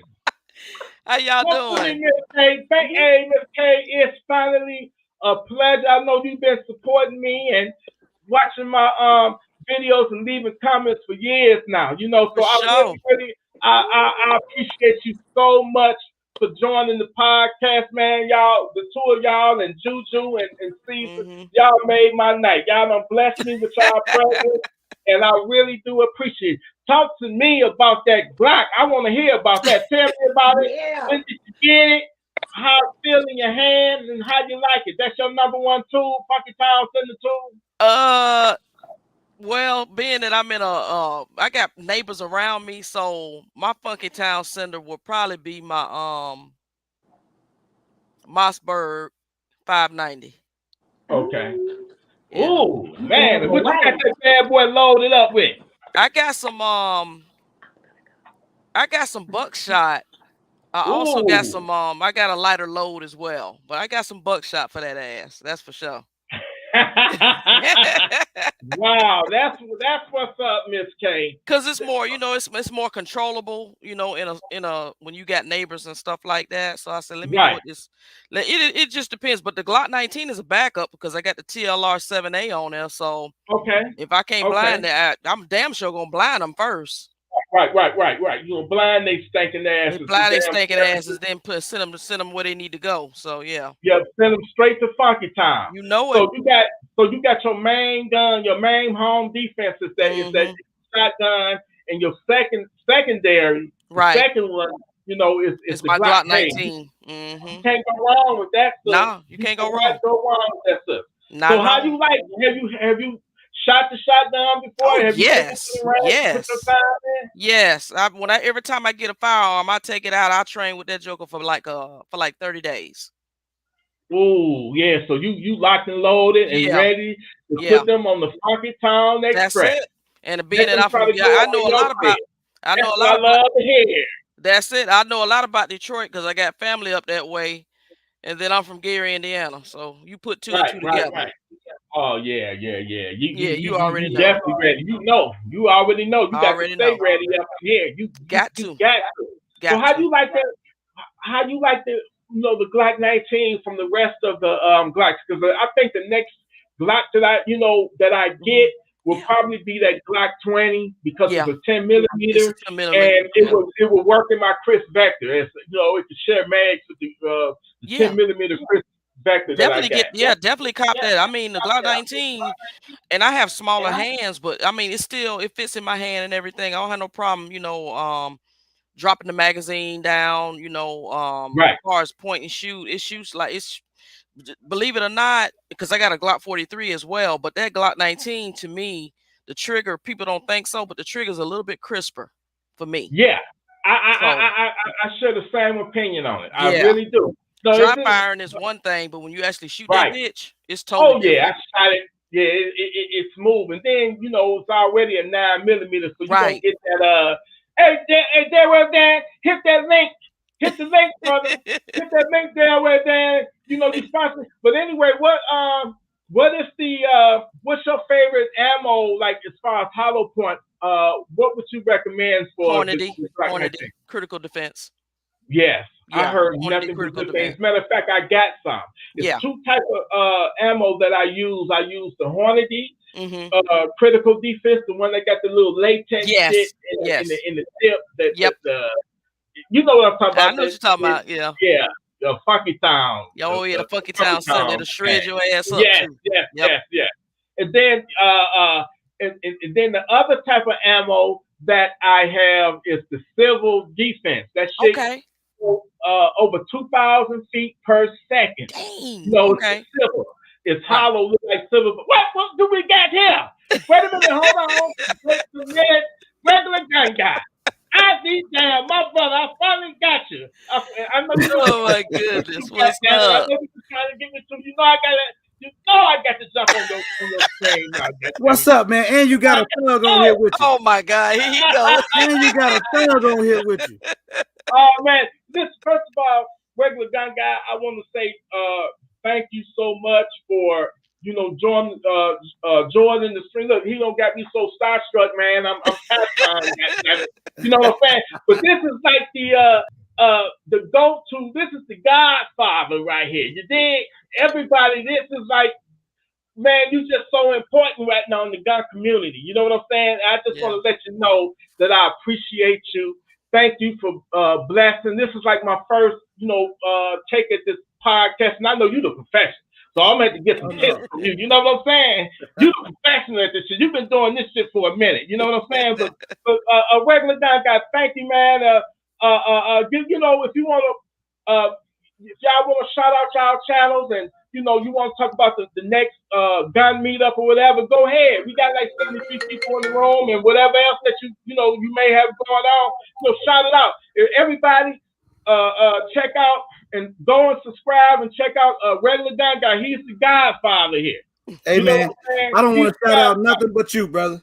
Yeah, it's all about you. This ain't even about me. I saw you live, and I say, we text back and forth from time to time. Yes. And I've definitely been trying to get you on my show, but now you done got used to the platform. We ain't got no more excuses. You know what? Everybody asking for T Electric, man. Yeah. We got to make it happen, man. We got to. Now, brother, you showing me love by blessing me with your presence. I appreciate it. People don't know, man. You when I first put my merch up, you were one of the first people to buy my shirt. I downloaded your music, your beats, early on. Right. And and I just do that behind the scenes because I was showing you support. So you've been supporting me, I support you. So you already know what it is, man. Brother, I just appreciate you so much. You do so much for the community, and I know there's a lot of people you help out the channels, man. Like you put them on. This is before they channel get to popping and blowing up. They go through you first. So like I say, it's like you a legend right now. You feel me? But you know what? One thing I do want to point out: don't let YouTube be your only MO for your content. Because they're coming after these gun channels. It's some more shit going on that I can't really talk about on this platform.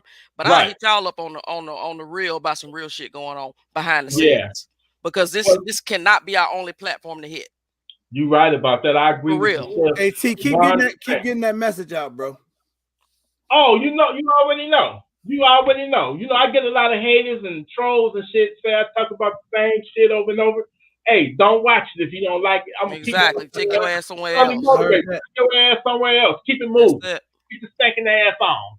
Yes, sir, you know what I'm saying? That ain't gonna happen. Goddammit. Yes, it's sir. not gonna happen. Hey man, you one of my favorites, brother. Hey, you one of my favorites. You ain't about to leave, is you? Man, I just got off live, but when I saw you over here, I just couldn't. I was shutting my computer down, and I say, oh, hell no. T Electric live, and he got StreamYard up. I got to go. I got you know what, brother? We got to set up something soon. Whenever you want me to come on there, let me know what you got going on for the weekend. You don't came to mind. So I definitely got to reciprocate that and go back on yours. You hear me? So, say no more. I appreciate you so much, man. I hate you got to leave right now because I got so many questions for you. Hey, look, we'll do it again. I promise, man. You tell me when, and you got my word. We'll make it happen. Yeah, I got your number. So just let me know, man. When I'm ready or whenever you ready, hit me up and let me know, and I'll see what I got going on, and I'll join. Because this has been a long time coming right here. Yes, sir. We're gonna make it happen, brother. I love you, brother. Keep up the great work, man. Hey, man, I love you more. and I appreciate you. I salute you. Thank you for supporting Gun Freak Nation. Yes, Don't sir. think I didn't see that when you did that collection video with the shirt, man. You saw that. You peeped that. So much, yeah. And I just keep on doing what you're doing, man. I love you more, and I appreciate you and salute, man. You're one of the coolest brothers, and thank you so much. Thank you, man. And don't be bringing these thugs on your channel like Miss K, man. All right, y'all take it easy, man. All right, now you take care. All right, now. Yeah, what's going on, Miss K? Tell me why you like that Glock. Oh my God, it's just smooth. It's smooth. That's all I can say. That's what's up. Delando, what's good, my brother? What's going on, brother? I'm gonna get up off here, T-Electric. I'm about to call it a night, but all right, I'm definitely gonna stay tuned in. I appreciate you. Thank you so much. All right. Thank you for tuning in. No problem. All right, you have a good one. What's up, Delando? What's good, brother? How you doing? I'm good, bro. What's good with you? Talk to me. What's going on? I'm trying to do the same kind of channel you doing and everything else. Okay. Like this is my bedroom defense. This PC. That's my PC, and it's my secondary right here. Is that the Ruger PC charger? Yep. That's what I'm talking. You know, I had one of them a few months ago. Back in last year, I had one of those. One of those. What's that one right there? I keep the 45 right behind. Only thing that I'm trying to ask is, like, how can what I got to do to try to get a channel to do to show and protect our people. Protect our people. I'm trying to figure out how to get a channel and figure out how to get on to protect my own people from other shit, because I can show you a whole bunch of other stuff. Right.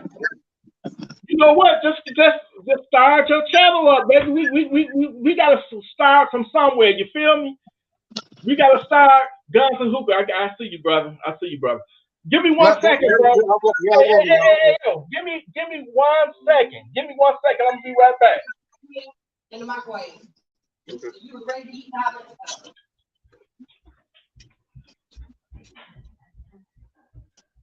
All right, Mark.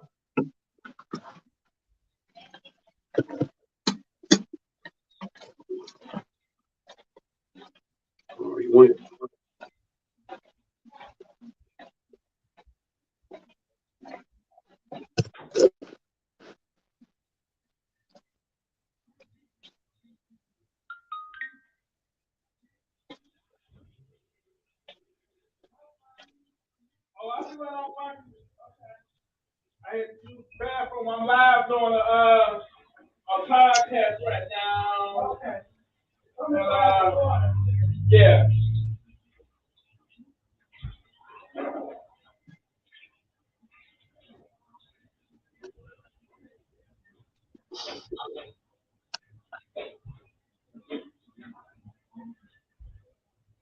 I don't know where you went. Yeah, let me see it. I need one of them too. Yeah. I'm going live.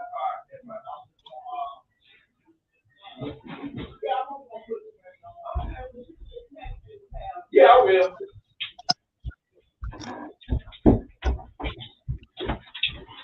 My bad. I'm gonna be right with you in a minute, bro. You gotta relax.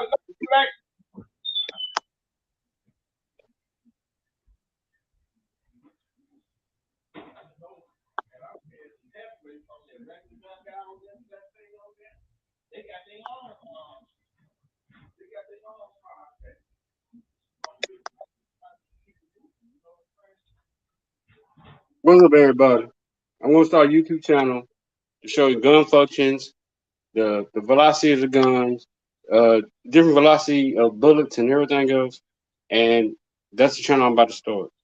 So, been on for 20 years, and I don't mean to advertise myself on this channel, but I got like 70 people in. Sounds like a little blank. I'm just talking right now. Yeah, I'm on the here you go, Poppy. And I'll just send you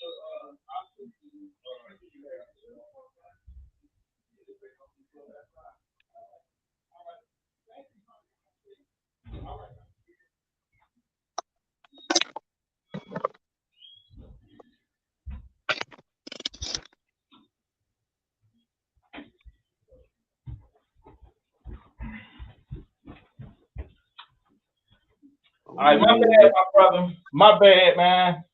Yeah. What but I'm trying to do it. I'm trying to see what you're doing because I got my Is that body armor right there that you got, bro? Huh? Is that body armor? No, it's not body armor. It's Okay. just the vest. It's just the vest, but this is my little arsenal.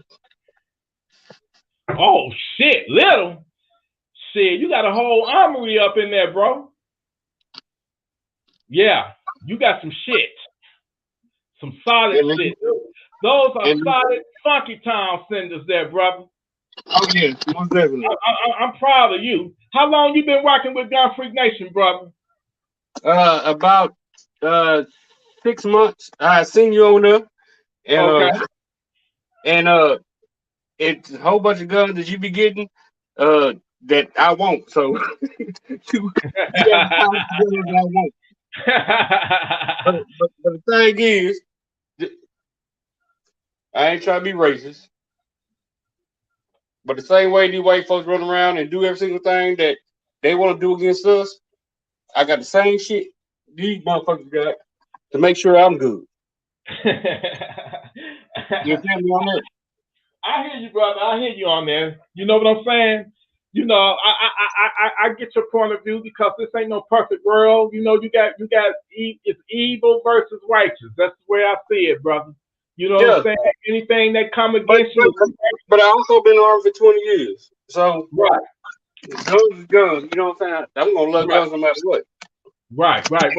Well, you got some shit. You definitely got some excellent Funky Town senders, brother. That's what I love. That's what I love. Got some AR-12s. Well, the two brown ones. One is from my dad that passed away. Okay, sorry to hear that, bro. And one's from my granddad that passed away. The shotgun is from my granddad from back way back. And this is one of my dad's 22. But it's AR-12 and it's automatic shotgun and all this extra shit. Right. That's what I'm doing. You feel me? So how long? How you said you've been armed for 20 years? So you been way before me. Mine no more than about maybe 8 years or something. I've been armed. You know, I retired out of the military in 2016. Oh my God! I'm working on my master's. Say no more. Say no more. Say no more. I want to salute you. Thank you for your services. And thank you for your service. I appreciate you, man. That's even more respect I got for you. You put your life on the line for this country, brother. I'm working on my master's right now on criminal justice to make sure that all this extra bullshit that's going on is not going to happen. Right. So I'm gonna learn, and I'm a concealed weapon holder. Right, so, right. You gotta have that nowadays. You know what I'm saying? And like you said, I got plenty of Funky Town. You know, make sure my kids got that Funky Town. Yes. That's music to my ears. That's music to my ears right there, brother. No, you said you about to try to start you up. Don't you already have a YouTube channel? You about to try to start up a gun? Yeah, I like gun safety and tell you the velocity of the bullets and pretty much everything the Army taught me. I want to teach everybody else. Oh, see, that's a blessing, brother. You definitely an asset to the Gun Freak Nation, man. I appreciate your input, your advice, all the info. You're educating us. You know what I'm saying? We need brothers like you. We need brothers. I just want you to know the rights of your guns and the rights what you can and can't do and everything else. Right. So you said you want when are you planning on starting up this channel, brother? I started a channel at first. I was doing it with my little daughter. We were trying to do like a little kid thing, but I'm thinking I'm about all these damn guns, and I see everybody doing all these guns, just going to the ranges and saying everything, and I ain't gonna lie, I was kind of scared to do it. Okay. Because I ain't got Instagram and all the extra stuff. I just got YouTube. Right. And well, I was gonna ask you, what are the steps you think I should take to start my channel, because I'm going to buy guns every month, regardless. Well, you know what? Say no more. All you need to do. No, this is from how I started. A lot of people don't know this, but I've been on YouTube. I've been had my YouTube since 2007, something like that. Yeah. Might be earlier than that. And I was a producer. I still am a producer, making beats and stuff, you know. But my shit never did take off like that. You know, nobody. If I was lucky to get maybe 20 views or something like that, you know, and then I started, you know, reviewing other people's beats on their YouTube channel, and they returned the favor. But it didn't take off like that. When I first got my gun, I did a little unboxing video. And when I did that unboxing video, I said, damn, this got like 200 views. I said, yeah, everybody loves guns. And the beats, you know, I said, damn, my beats can't suck that goddamn bad or whatever. So it caught my attention when I started posting the guns. So I said, well, you know, when I got that next gun, the first gun I ever had was a 357 Magnum. I got it through my security guard company. They issue you a gun and you end up owning that motherfucker. Then the second one was a Glock 19. And then the third one was that Scorpion. By the time I got that Scorpion, man, I did an unboxing video. That one got like 400 or 500 views. So I just kept up with it. And, you know, I'm almost at 10,000 subscribers now. You know what I'm saying? I don't even like calling my people. Because when I subscribe to you, you like, I got this motherfucker, and it go take you to Funky Town. I be like, look at that gun, look nice as hell. I'm about to go buy it. And then, I might have to put on layaway for a couple months. Right. But that, I mean, basically, you know what, brother? You already got my support. You just like, obviously you already subscribed. I want to backtrack and find out, you know, what your channel is, and I want to subscribe to it. I will give you a shout out. You know, we gun freak nation, so we gonna look out and have each other's back and support one another. So I want everybody, you know, to go and Delando now, you know, Delando, right? I haven't put no videos. I haven't put no videos of guns up yet because I was scared. Because when I told my mom I was gonna do it, she was like, "No, they gonna come and arrest you." But I like, Mama, if you think you ain't got nothing to worry about it, brother. But that was my whole thing. It was like educational, and then like my mom don't understand a lot of things because she's older. She's 65 years old. So you put guns up and she'll be, oh no, they gonna come get you. Mama ain't gonna come get you. Right. No, show all the guns I want to show on Facebook or whatever. As long as I ain't pointing at people or threatening people. But she don't understand that part. Because when I first showed my gun closet, I had got a whole bunch of views on it. And then my mom was like, take it down now. Hey, I can understand that. I can understand like, it's fine. You ain't broke no laws. You actually an American hero. You was in the service, man. So I salute you again. You a hero to me, brother. You put your life on the line for our country. You know what I'm saying? So you a hero to me. You know, so like you ain't. Well, I don't know what damn camera is. Right here. See, I got this. Well, wow.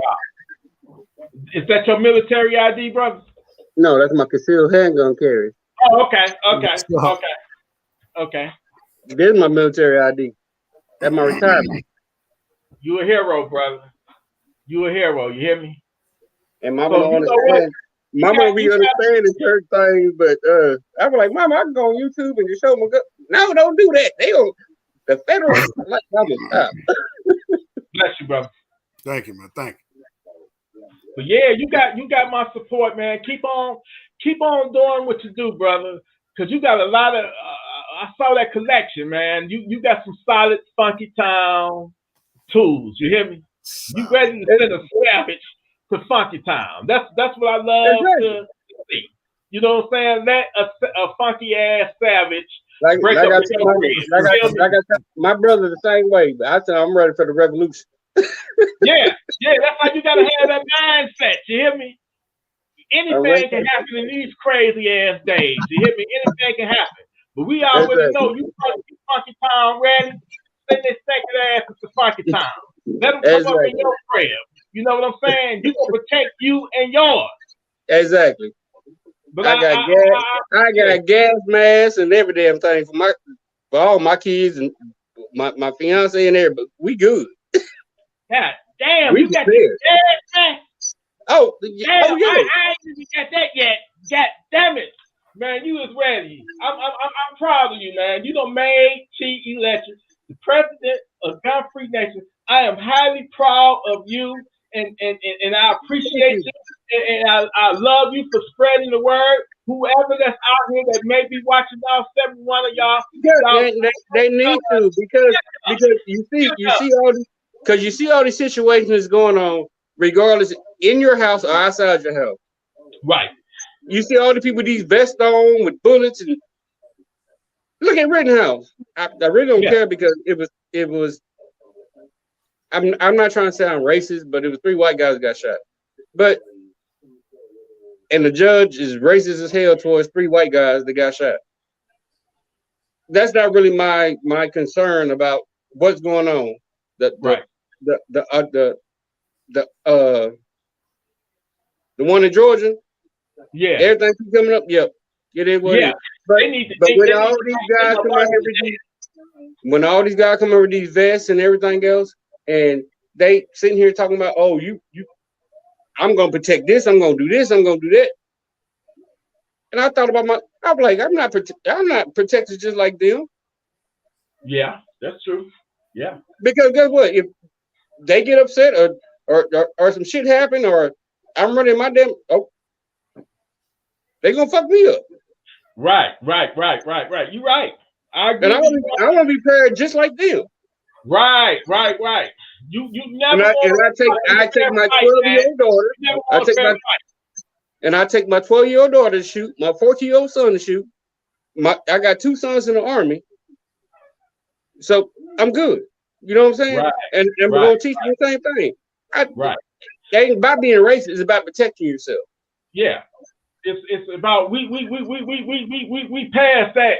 It's about the righteous versus the evil, brother. Exactly. You know what I'm saying? It's the righteous versus the evil, and you just got to be prepared because, like I said, you ain't got to go looking for trouble. Trouble will find you. But that's okay because we already strapped up and we ready. You know, the Senate, the Funky Town, we ain't taking no shit from nobody. We not gonna be no fucking victims. You understand? We ain't being no victims, man. So I salute you, brother. I appreciate you. Leave some type of link or something in the chat so I can subscribe to your channel. And when you get your gun channel started, I'm gonna be one of your #1 supporters, and I'm gonna shout to y'all, and we all gonna support each other because we Gun Free Nation, man. It ain't nothing but love between all of us. You hear me? All right, and then it's like H&AG. I don't know if you subscribe to that channel. You said H&HG? Yeah, subscribe to his channel. He's in Texas. Okay, well, once you put it up in there, type it in there so I can see it. I will, because he's from Texas, and the same dude that was in high school with me, he owned a whole damn gun store. He can put platinum on your guns or do custom and everything on your guns. Yeah, definitely put him in the link so we can check him out, man. Because I might get a custom T-electric, chrome plated, gold plated, gun or some shit. A Funky Town. Put engraved Funky Town and my name on it. I wouldn't, because I don't like the shininess to show me where I'm at. I keep my shit black. I hear you, brother. I don't need no shine. You being tactical. I appreciate it. All right, thank you for having me, and y'all have a good night. Hey, don't say thank you, man. I thank you. Thank you for blessing the channel. Thank you for blessing me with your presence, man. All of y'all is a blessing to me. I never thought, when I started taking my channel, serious the last 2 or 3 years or whatnot, that it would grow and that I would, receive so much love and I'm talking about the love is real, true love and support. You know, so I can't thank y'all enough. I wouldn't be shit. This channel wouldn't be shit if it wasn't for y'all. It ain't me. Channel ain't about me. It's about us. It's about us. We building it. It's bigger than me. The channel is about the person and their character. That's why they subscribe. Right. Well, I remember that. It's because of the person. I can get my channel and be a lame ass person. And everybody can be like, "Who the hell is this nigga?" You know what I'm saying? No, man, it's how you interact with the people and everything else. Like I agree. That's one thing I was worried about because I'm kind of like a person keep to myself. I'm the same way. Believe it or not, I'm the same way. But the only advice, well, your ass over here, you be like Funky Town, and I got pussy hair out my teeth, and I was like, I can't let my mama watch this channel. I know my shit is over the top, but I will leave you with this advice, brother. Be yourself. Stay true to yourself and be yourself. Don't give a two fuck about what other people may think. You scared to do this, scared to do that. No, I ain't worried about what people think about me. Be yourself, and if people fuck with you, they gonna fuck with you no matter what. If they don't, keep it moving. Keep it moving. But I appreciate you. I really do. Thank you for your time. Thank you for your service. You a hero. You a true American hero. I salute you. We need more brothers like you, man. You a blessing to me and Gun Freak Nation. Thank you, and spread some of that valuable information that you learned in the military to us folks. You know what I'm saying? Because I ain't got that military background training. You know what I'm saying? But I do know how to freeze a motherfucking trigger if a funky ass savage try to kick in my goddamn door. You know what I'm saying? I am ready and that was just one thing with me. Yes, I know how to squeeze the trigger, but now I'm learning my rights. That's why I get my master's in criminal justice. Right. And that's honorable. I appreciate you. Thank you, Jay Brown. Jay Brown, I'm just blessed the brother with a. All right, bro. You can ask somebody else. And I see my man with all the guns over there. Oh, love yeah, you, man. I've been watching him. I don't know him personally, but I've seen him on the Where the Gun Guy. Where the Gun Guy have him on his channel a lot. So, you know, I got some questions for him. You know, he seems to be tactical on some shit. Yeah, the only thing I was asking, did you know, I can use some of your advice, brother. The only thing I was asking you, do you have Instagram and Facebook before you started your channel? That's the only thing I was asking. Oh, I mean, it's nice to be multi-platform, social media platform. So yeah, I highly suggest Instagram, Facebook, you know, and when you do your videos, brother, have the links to your other social media sites, like, you know, like I said, Instagram, Facebook. Have your links. All right. But I don't keep you because my man looking impatient over there. Yo, shout out to you, man, because you did 20 hot ones in the Army. Man, I'm Army as well, man. So, veteran. Oh, man, we got some yeah, thank you, brother. Shit, man, I'm chilling here, sitting here, listening to y'all, man. Man. But go ahead. I was just asking how you started and everything. That's the only thing I was asking. And if you have another live, I might get back on here because I got you on notification, so you pop up. I'll get on here and talk to you again.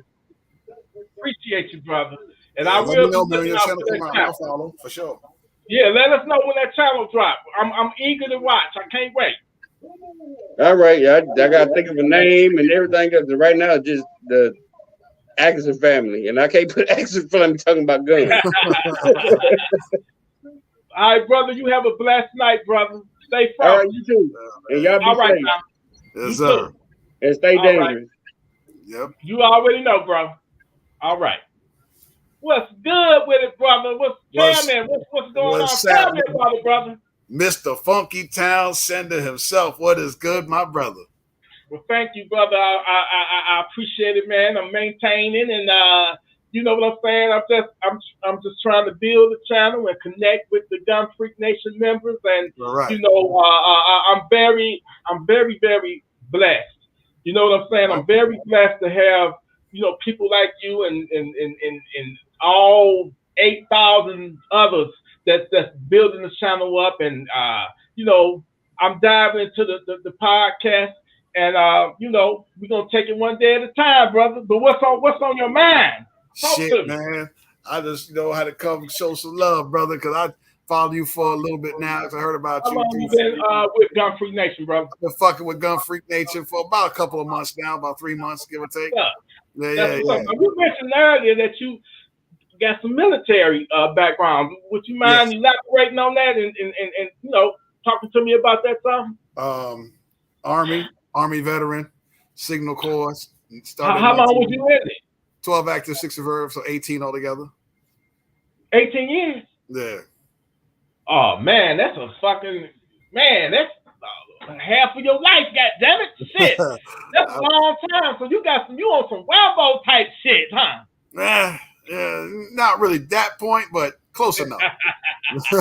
Close enough. You a valuable asset to the channel, my brother. If you got that military skills, man, you're gonna have to educate us and teach us some shit then. But you know what? We've been talking about the Kyle Rittenhouse situation for the most part. Right. If you don't mind, what are your thoughts on that, brother? What's your thought? What's your take on it? Probably the most unpopular thought, because I mean, at first, when it first went down, when it first happened, I first heard about it, I was like, he's fucked. He's done. Right? Because when you say that, you're talking about you think they're going to find him guilty? You kind of thought that at first, initially, because he was underage and I didn't know the laws of Wisconsin and all that stuff where he was at. Right. When I saw and this person broke it down, he had all the videos, all this shit. And after I saw all the video, I was like, yo, he was right. Even though I get it, you know, white kids, white supremacists, or whatever, Trump supporter, I don't give a fuck. I was looking at it, what if I was in that same situation? What if that was me? Yeah. What if it was a 17-year-old me in that same situation and seeing all the videos I saw? I was like, yo, this dude he's it's painful to say it, but was acting on, because every single time he ran from every single person. Yeah. He ran from. He wasn't the threat, not one time. The only thing that get him on is carrying, right? Is I'm being in possession. That's it. Right. A lot of people, got caught up, because you sticking up for white supremacy and cake. No, I don't give a fuck about that part of it. Right. I don't even think that was the case. That's what the media pushes. Yeah, I'm on the media is pushing. I don't really necessarily think that they were right supremacists or whatnot. I just think they went there to try to help out because the police wasn't doing their job, because they was told to stand down by the fucking mayor. So that's what helped create that environment. He went there to actually, help, and they trying to paint that picture of him. I just think they trying to assassinate his character because, like I say, it's a narrative that this liberal media is trying to paint to make him look that way, because somebody got to be a scapegoat. Even if that was the case, let's just say, even if that was the case, I didn't care about any of that shit because it had nothing to do with what I saw. I'm basing off of what the videos I saw. I didn't give a fuck about who he looks up to. All that stuff can be discussed later, right? I was looking at it from a gun owner's perspective in a situation where he had to use his gun. Because if he was this crazy ass on, he could have aired a whole fucking parking lot out. Oh, yeah. You know what I'm saying? You still had about 25 rounds left. He could have let and you know what I'm saying? And only 3 people that were shot were the people that ran out, that gave chase to him. And the one dude, like, here's a joint. If a motherfucker's got a gun and they run the other way, why chase them? Don't chase a motherfucker who's got a gun. Are you stupid? Same joint, right? Well, now, you think I said they got to be held accountable. Like I said, the worst. Everybody want to disregard the part that they had to play in it, and they wrote checks that they couldn't cash. Ain't no way in hell I'm gonna go after somebody that got a fucking AR. I don't give a fuck if they got a 22. I'm not chasing nobody that got a fucking gun. If he runs away, what up, Chase? I'm not fucking with him, man. I'm not fucking with that. Because it's a gun, man. Like, look, come on, you ain't got a gun. Even if I had a gun, I ain't chasing you. If you run the other way, I'm going the other direction. Right. You know what I'm saying? Right. If I got my gun on me, I'm still not gonna get involved in that bullshit, man. Not even close. Especially the first dude, the Rosenbaum dude, the one that was like, "Shoot me, nigga." Shoot me, nigga. You know what I'm saying? He gave him what he wanted. Yeah, I saw that shit. He chased him and throwing shit at him, cornered him. And funny thing, if people don't catch up on, he was actually trying to render aid. He tried to call 911 after he shot. He was like, "Hey, I shot somebody, blah blah," and you can hear in the background, "That's the motherfucker that shot. Get that motherfucker." So he was already. So he would have been a fool. He would have been a fool to still try to stick around in a mob at that time that's gathering. I would have ran too. Hell yeah! I mean, man, come on, man. Like this is bullshit. You know, the only things that I saw. Okay, should he have been there? No. If he was, the most they get it for is possession. If he didn't have a hunter's license or whatever, but that's a class A misdemeanor, which probably be time served, or if they drop the charges on that shit. But they ain't gonna. But the only thing I saw that was wrong is that when he did shoot, he had to shoot in self-defense. The police should have took him into custody and taken his firearm for investigation. Right. That's the only thing I saw that would have been totally different if it was somebody who like you and me do that shit. Right. But that's what you're supposed to do with anybody anyway. But we know that we know that the law, the rules are a little different. But I'm looking at from what based off the rules and based off of based off what's written and based off the video I saw, he was self-defense. You know. Yeah, it's definitely hands down. It's definitely self-defense, man. Yeah. And I know it's unpopular for a lot of people because you factor in colorism and you factor in everything that's going on. You're fresh off of a whole bunch of shit that's going on that needs to be addressed. Don't get me wrong, but in this particular, they're making it political, and that's where they fucking up. They're trying to make it political when it should be just right versus wrong. They got to be held accountable. They shouldn't have been trying to disarm him and take his gun, because if I'm armed and I see that you're trying to come after me, I feel like you're gonna overpower me and take my gun and use it against me. So I'm gonna get you before you get me. And even about the charge, like somebody said about the dude that was was a molester or whatever. I don't give a fuck about that shit, because a convicted felon has a right to defend themselves. They can just get in trouble for that. Right. But if you in retreat, you gotta defend yourself. Now the third dude, the dude that he shot his arm off or shot part of his muscle or his bicep off. He blew his fucking arm off. Now what the fuck? If you're gonna pull your shit, let's just say you think Kyle Rittenhouse is a threat and you chase him, you got your gun, you pull your shit, you better be ready to use it, because you hesitate. Mind you, this guy's fresh off of 2 bites and he's scared out of his mind, and he's got the rifle to do it. He's laid you down and you got a gun. And you pull a gun and you don't use it, you stupid. Right. No, New Orleans, even if they didn't know the gun was legal or not, if you are in a situation where you got to use deadly force and you shoot somebody, you're going to get arrested, or at least should be arrested for murder. You're not charged because they got to do investigations to see if it was justifiable or not. So you're going to get arrested. That's why I say have a good lawyer, have good insurance, all that stuff, because you're going to get arrested. And that's why they say don't say a damn thing. Right. Don't say shit. Get your lawyer first. There's a fine line between defense, self-defense, and homicide, or justifiable homicide and regular homicide. Fine line between murder and self-defense. So you don't want to say shit. You want to make sure you got a lawyer, make sure you got to go, because you're going to get arrested 9 times out of 10. Oh, you gonna get arrested. You're gonna get arrested. So that's the thing you got to factor in your mind. When you use that shit, be prepared with your lawyer, because you're going to get arrested. That's the only thing I saw that was not done right. But hey, it was defense, I don't, but there's the thing is, I don't know what the other side would be saying had Kyle Rittenhouse been Kyle Jackson.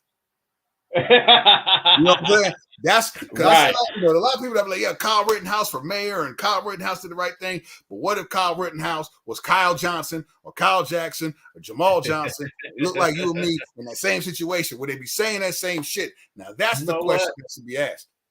Right, man. It's consistently. It's politically like that, and the environment or whatever.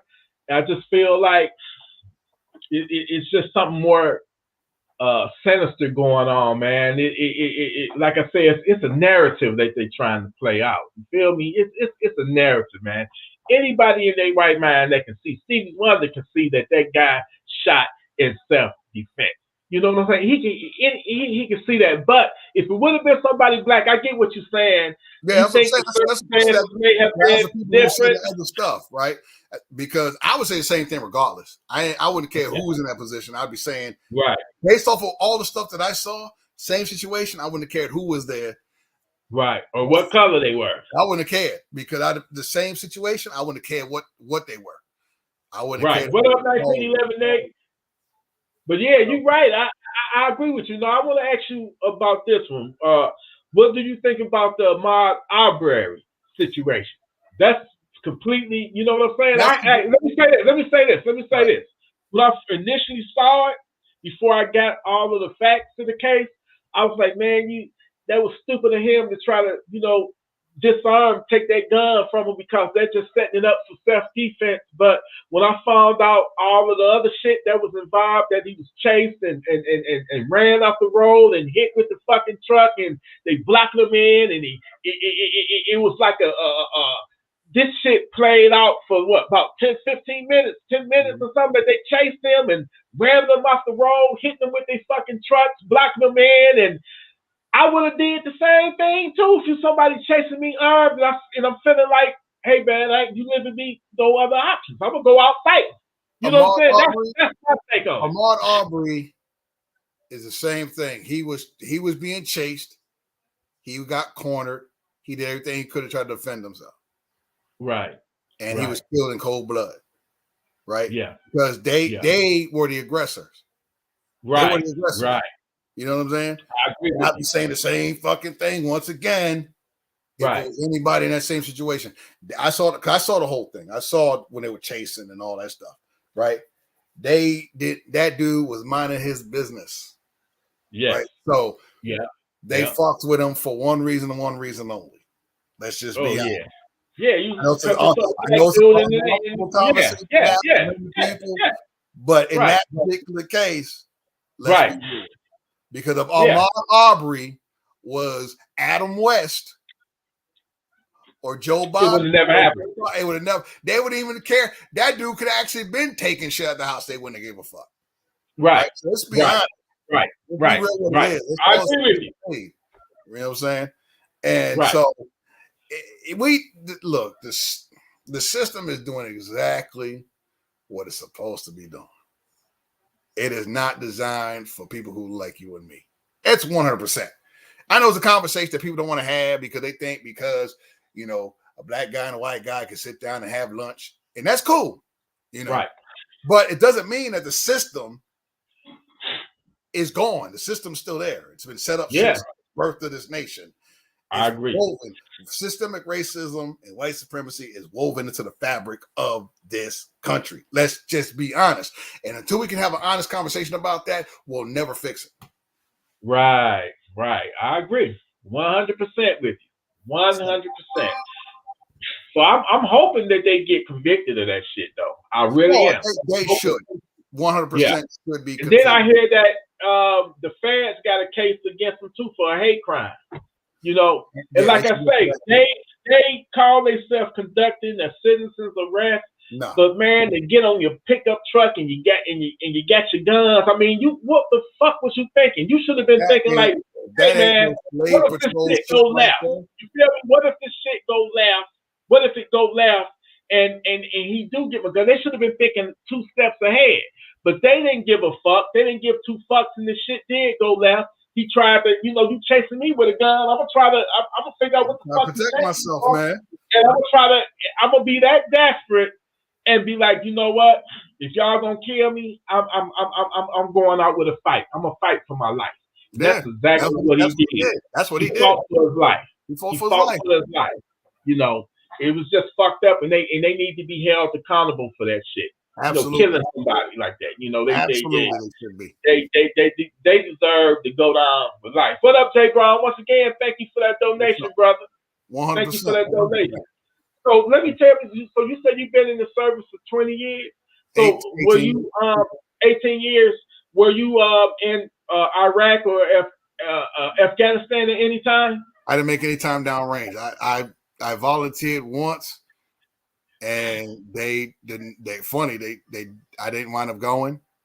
And the other time they gave me a choice if I wanted to go, and I was like, and this was like fresh off of which country though? Which country they offered? Was it Iraq. And this was fresh off of this is back in 2004. This is fresh. Oh man, that was that was fresh off of getting their heads chopped off and a lot of the ISIS, I was like, I'm gonna go ahead and pass on that one. They gave me a choice, and cats me like, did you go? Cause I asked, did you go? They like, I'm like, no, it's lucky motherfucker. I was like, hey man, shit. I volunteered to go to Afghanistan. I did do that. And for another tour, but they was like, yeah, there's cats out there. I got a friend who's deployed like 8 times downrange. So it's like, and some cats enjoyed it. Some cats loved it. Some cats was like, get me the hell out of here. Then I knew cats that were deployed in the military got out and went back over there as a contractor because the money was stupid. Oh, hell yeah. I heard about that. Blackwater.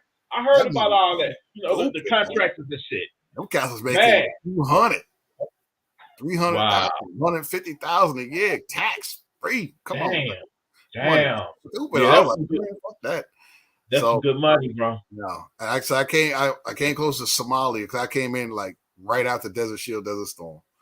Okay. And damn near was about to go to Somalia. That didn't happen. So I didn't do any no major theater time. So I'll say that, right. Okay.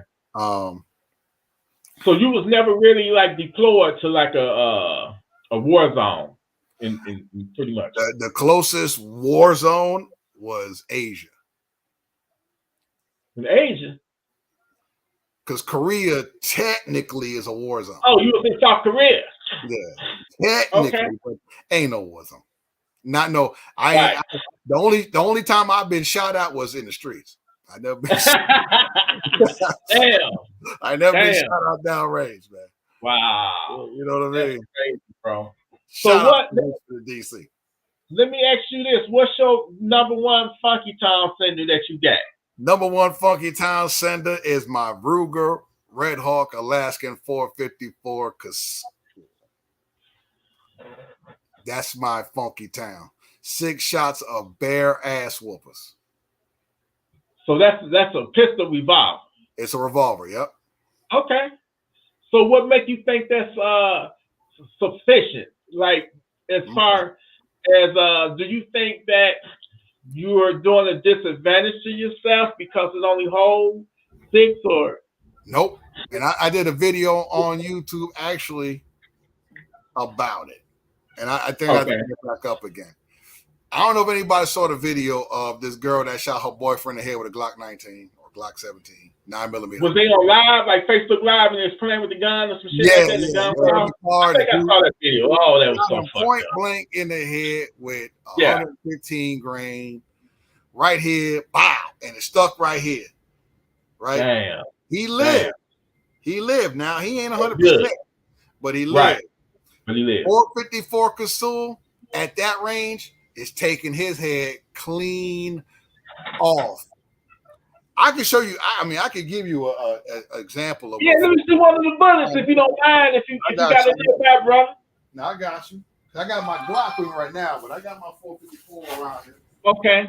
What's up? What's up? What's up, Thomas Darnell? What's up, Robert Wright? Delando, man, you the man. New Orleans, what's good with it? Patrick Edwards, what's up? Jay Brown, what's up, brother? Wilbur Power, what's up? Patrick Edwards, salute. P-Dog, 305301, salute. Everybody in here, man. I appreciate y'all tuning in. And once again, my brother, who was this that done that? Jay Brown, thank you again for the $49.99 donation, brother.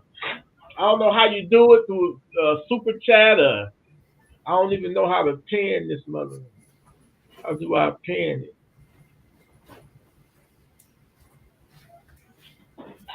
Thanks, brother.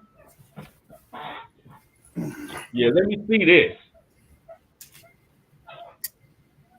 only revolver I ever owned was that 357. I think it was a Smith and Wesson 357, and my security guard company issued it to me. I ended up, they took it out of my paycheck until I paid that bitch off. That looked like a 9mm bullet right This is a 9mm, 115 grain. Okay. Right? All right. This is a 454 Casull. Oh, god damn. Damn. That's why you only need 6. Yeah. It's 115. It's the, the range joints that I use anyway. I got some hollows as well. 115 grain. The most you get is 147 grain. The 115 grain is the fastest. It's around 1,400 feet per second. Okay. 300 grain hollow point. This bad boy is around 1,600 feet per second. This is why that's a nasty motherfucker right there. Casull. Because I tell you right now, this bad boy lights you up. Nobody coming behind them. No, man. They get hit with that, they go on the funky town. They go on the funky town. They go on the funky town. They gonna bleed the fuck out with that. You don't show me now. I can see clearly now. All day. You ain't playing. They break in. Now what's that you got in the background, man? You got some shit. I thought I had some shit. You got some shit, bro. Those are like some AK pistols or some AR AK. Well, I got the AK up there as SBR AK up top. Okay. Right to my left, your right. It's that's my 7.62 pistol I put together. Behind my head is my 5.56 pistol, and in the other one, it looks like a Zastava M92, but it's a SBR, right? Yep, M92 SBR. Yep. The other pistol right there with the desert on there, the Desert Tan, that is my 50 Beowulf pistol. Oh, yeah. Then I got my RBG right there. That's my 450 Bushmaster. Okay. I got a couple of SKSs. I got a 50 BMG up in here. I got a lot of shit. Man, you got some shit. You definitely got some shit. But that revolver is your main go-to. Man, that's one of my revolver. That's the one I carry a lot. That's one I'll take. And I also have my 500 Smith, one of my 500 Smiths as well that I use. Okay. Yeah, as well. So I'm a big bore guy. I do big bore all day. I got Nitro Express. I do big bore. So you saying some shit that you gotta educate me on. What's the? I know the big rifles though, right? What's that Nitro Express? Hold on. What is that? It's all crazy. I appreciate every single one of y'all that's in the chat room. Thank you so much. Thank you so much. All right, I'll show you Nitro. I like showing Nitro. I like putting people. Yeah, show me that Nitro. I'll show you some shit. Fuck it. All right, you saw the 454 Casull. I'll bring it up. I saw that. Give you the scale, right? 454 Casull, right? Right. There we go. That's 500 Nitro Express. Oh my God, man. Okay. God damn. What the hell? They going a rifle? That's a rifle though, right? Well, I've been in a pistol. That big motherfucker? Yeah. And then not no rifle. That's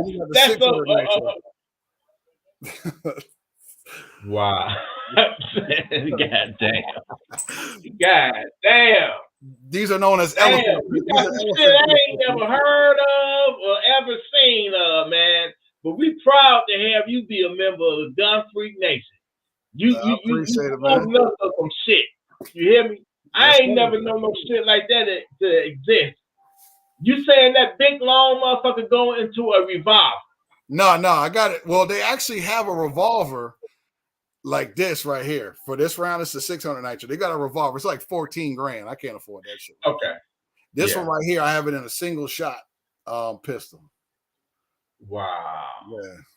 Yeah, you get hit. That damn thing looks like a fucking missile or something, man. That motherfucker is humongous. That's definitely a Funky Town sender right there. Man, this shit's elephants to Funky Town, man. Yeah, that's a elephant Funky Town sender. Yes, sir. Hog, elephants, you name it. Let's take down a fucking dinosaur. You hear me? Yeah, man. Because 9mm, right? 9mm, all right. 600 Nitro Express. Come on, man. Ain't no fucking comparison to that. Not even close. Wow. All those are hard to attain. Like, I mean, I don't see shit like that at a regular gun store, gun shop. No. I mean, you have to order that shit online or something. I had to order mine online. There's a few spots that do sell it, but they're not close to me. Okay. But most of the stuff I ordered online or had my guns made to be able to shoot these rounds, because they're very expensive guns, right? Very expensive rounds. Right. But the guns are, yeah, because this ammo right here, this is $60 a round for this. Wow. Yeah. So one bullet. 60 rounds for one bullet, or for the whole box? 60 for one round, for one bullet, one round. Damn. Yeah. For the other ones, like anywhere between $7 and $20. Okay. For round. Yeah. But yeah, you gotta either order them online. Some places you get them online. I may get lucky, hit a gun show that may have it. Okay. But I assume you don't shoot the motherfuckers at the range very often. Yeah, sometimes I shoot often because it's expensive. But if I want to show my ass, then I'll do it to make noise. I like outdoors. I've only shot. I have what's called a .458 Winchester Magnum pistol as well. I shot that inside. It makes a lot of noise. Okay. All my other shit I shoot outside because I bet it do. It's loud as fuck. Right. Yeah, but that 600, man, that 600 nitro, man, that I shot one round. The first time I shot it, man, my shoulder was sore for 2 days, man. Damn. I believe you too. That motherfucker look like he got some hell of a recoil, some kickback on that bitch. 120 foot-pounds, man. Damn. Wow. Perspective. A Desert Eagle has around 13. You got some shit, man. So what was your first gun like that you ever purchased in the very first gun that you purchased in your life? Wesson 686 357 Magnum, very first one I purchased. Same type I had a Smith & Wesson. It was a 357. I had got me a little job, and it was like armed. And for you to get this job, you had to either have your own gun, or they was gonna provide it for you, and eventually they was gonna deduct it out of your paycheck until you pay it off and you own that gun. You know what I'm saying? Fucked around, got into some trouble because I back then was doing stupid shit. I wasn't trying to follow the rules and shit. Right. I was supposed to have got my CPL. I went to the CCW class, and I graduated from the class, got my certificate. But as soon as I got my certificate, they went on and hired me. So I'm like, man, what the fuck? I don't need to go get the CPL. If I get stopped by the popo, all I got to do is just have the motherfucker unloaded, show the paperwork, and I'm good to go. At that time, I didn't want to pay the motherfucking, $200 or what it was, on that stupid dumb shit, trying to do shortcuts and shit. Got in trouble one night. They called me to go to work. I was rushing to go to work. And here's the fucked up part. But let me say this. Mm-hmm. When I left to go to work, the gun was unloaded. Right. Stop off at the motherfucking gas station. You got the gas station here, the freeway over here, right? Uh-huh.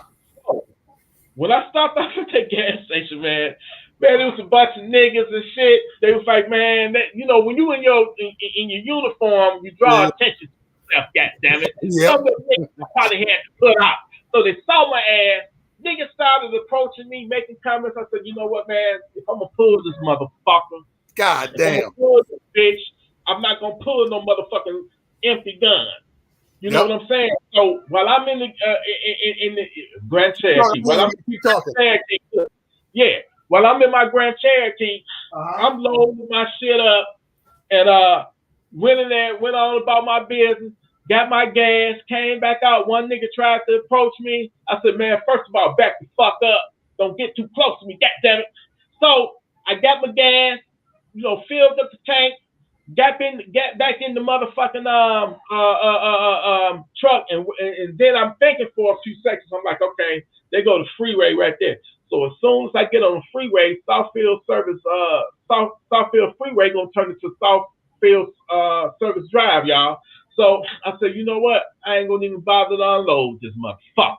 So I just threw the motherfucker in the armrest and jumped on the freeway. And as soon as I got to the motherfucking red light, like you got the CVS and then you got the red light. As soon as I got to that motherfucking red light, them niggas flashed me, Southfield police. So I drove up in the parking lot of the CVS that I was gonna do security for. They got in back of me. Man, you know what? I was naive like a motherfucker. I had never been in trouble a day in my life. I didn't know the seriousness of CCW violation or I didn't even know what the fuck a felony meant back then.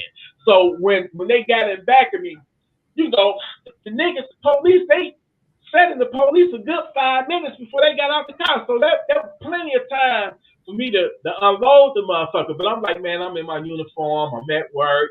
You know, I ain't gonna bother to unload shit. Man, that cop got out that car and he was like, license and registration. I presented that and all that shit. And then I was riding dirt. I didn't even have my motherfucking license then. Goddamn it. So I lied to him. I learned that to never lie to no cop. But anyway, he was gonna let me go until I got out and he saw that empty holster. He said, "Where's the gun at?" I said, "In the armrest." He's like, "It ain't loaded." And I said, "Man, you know, I'm on my way. I'm at my job." You know what I'm saying, man? They took that motherfucker out. They say it's loaded. Another one pulled up, and I'm in my motherfucking uniform. I said, "Man, just let me go to work." You know, I said, "That's my that's the the cashier and the manager came out. Yeah, that's our guard." They didn't give two fucks. They put the handcuffs on my ass. It's like, nigga, we gonna get your ass for CCW violation, man. So they put me in the back of the police, took me to the station. They cloning the fuck out of me. The inmates, it's like, damn, the guard got caught stealing or something or whatever. They didn't know why I was locked up, but they just made something that wasn't nothing into something big. You know what I'm saying?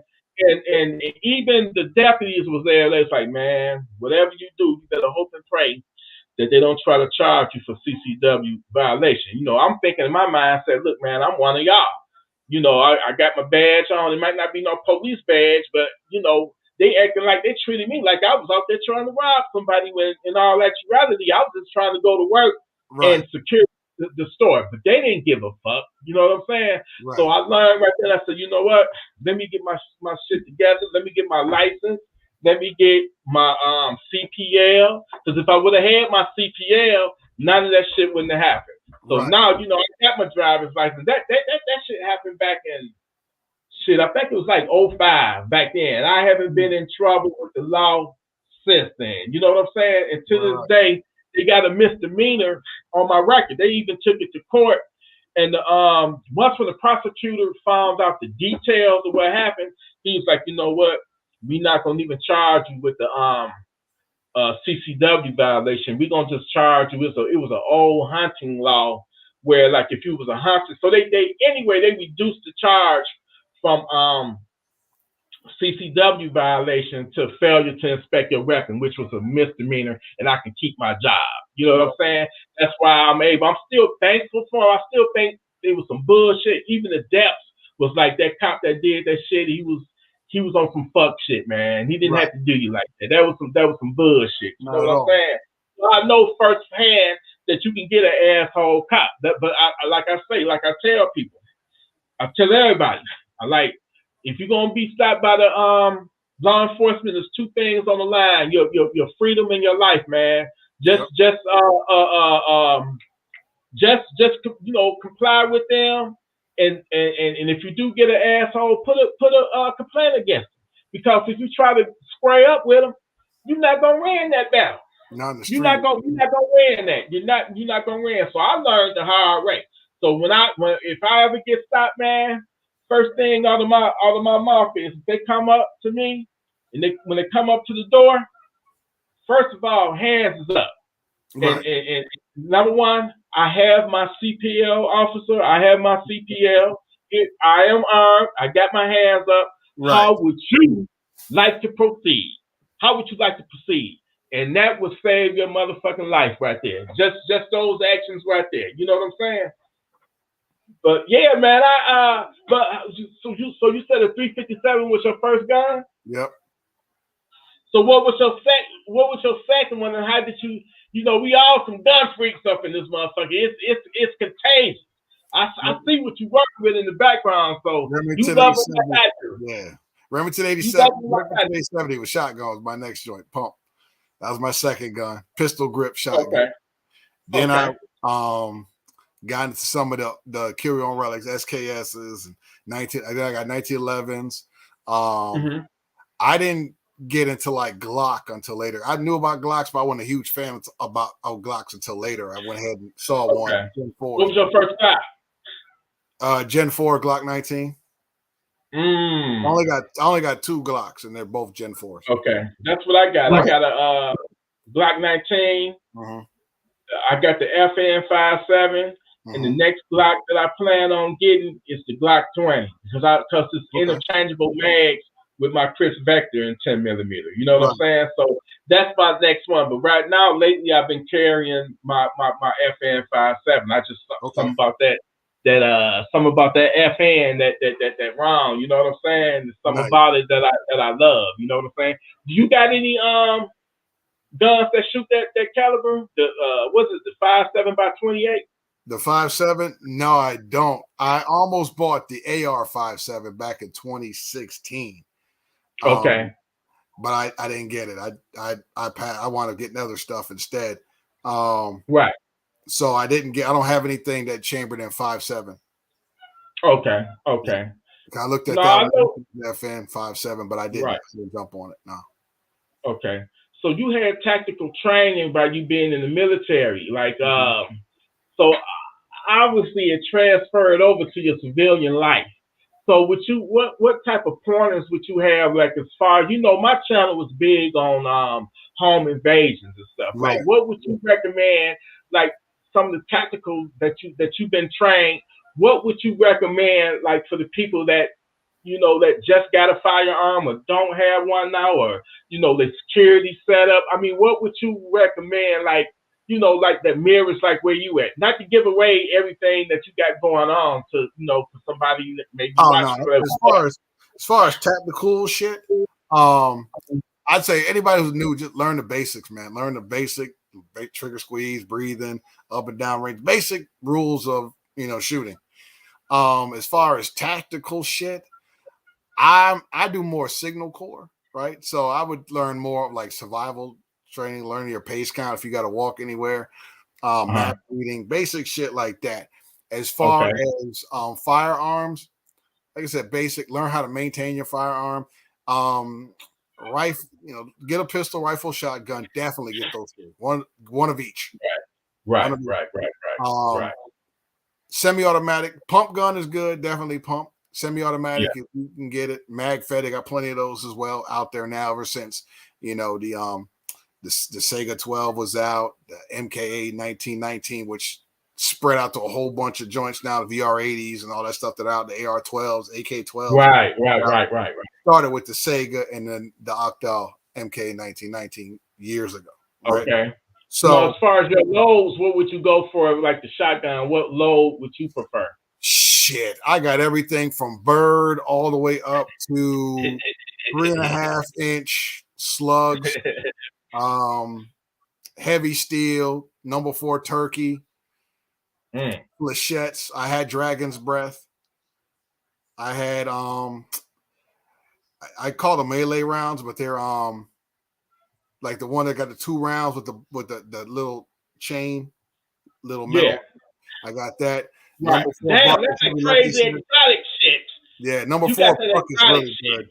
Number 4 buck is outstanding. Yeah, I saw that in the comments. Somebody put that in the comments too. I have number 4 buck, number 1 buck, double-aught buck, triple-aught buck. Okay. But you also got to depend on where you at too, because everybody goes to like buck shots and slugs. But if you live in an apartment complex or a small neighborhood, you got to factor in who's in your house as well, right? Because is going through drywall, and the reason people like laugh at bird, I'm like, you got bird shot. I'm like, dude, bird shot still travels at least 12 to 1250 feet per second. And you're talking about 3 to 7 meters, and that spread pattern isn't going to be that big. You can still lay a joker down and not fuck up your drywall. Right. I wouldn't want to be shot with that shit. Hell, you know what I'm saying? No. I would not want to be shot with it. So I think it's cool to use bird shot or whatever, because you ain't got to worry about that over penetration.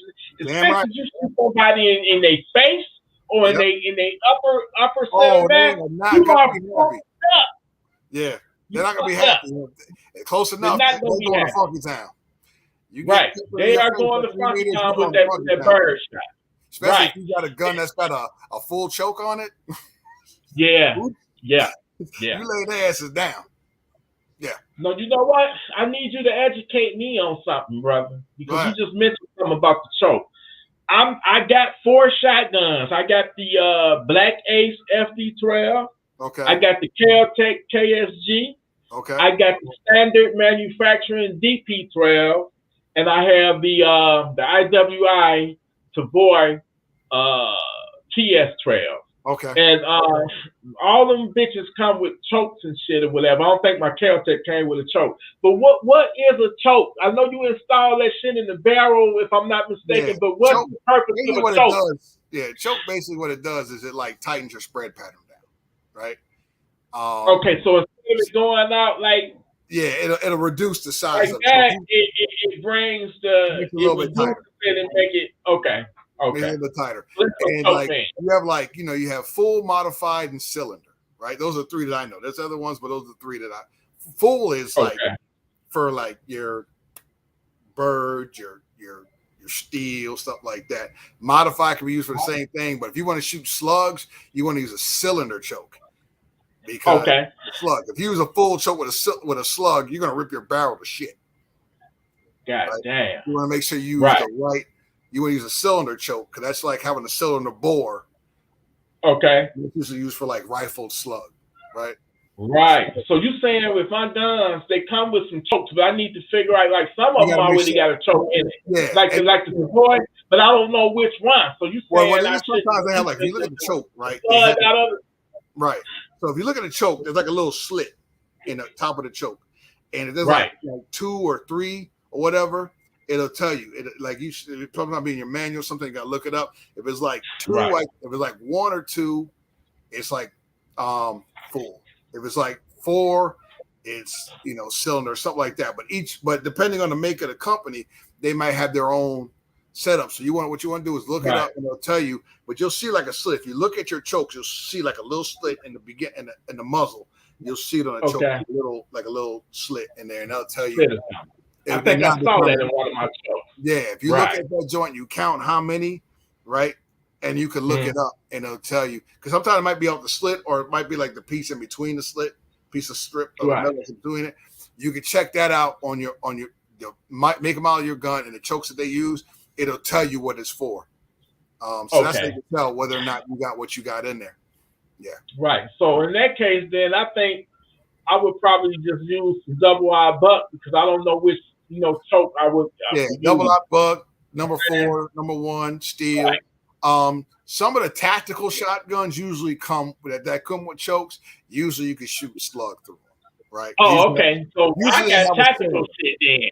Yeah, I got the tactical shit. Usually they have cylinder chokes in there where you can shoot slug and anything, right? Right. But I think just to be on the safe side, automatically came with one too. Yeah, I think some it came with one.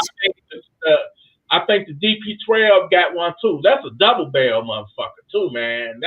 I have yet. The only one I've shot was the KSG. I shot it last New Year's right into the ground. I don't shoot up in the air. I just shoot the ground. But that KSG, that ain't no joke, man. And it take the fucking mini shells too. You can put over 20 mini shells in that bitch. Yeah, you got that.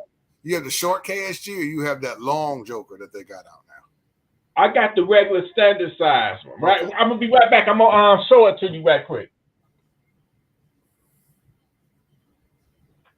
Yeah, but I got the I'm eager to shoot the DP12.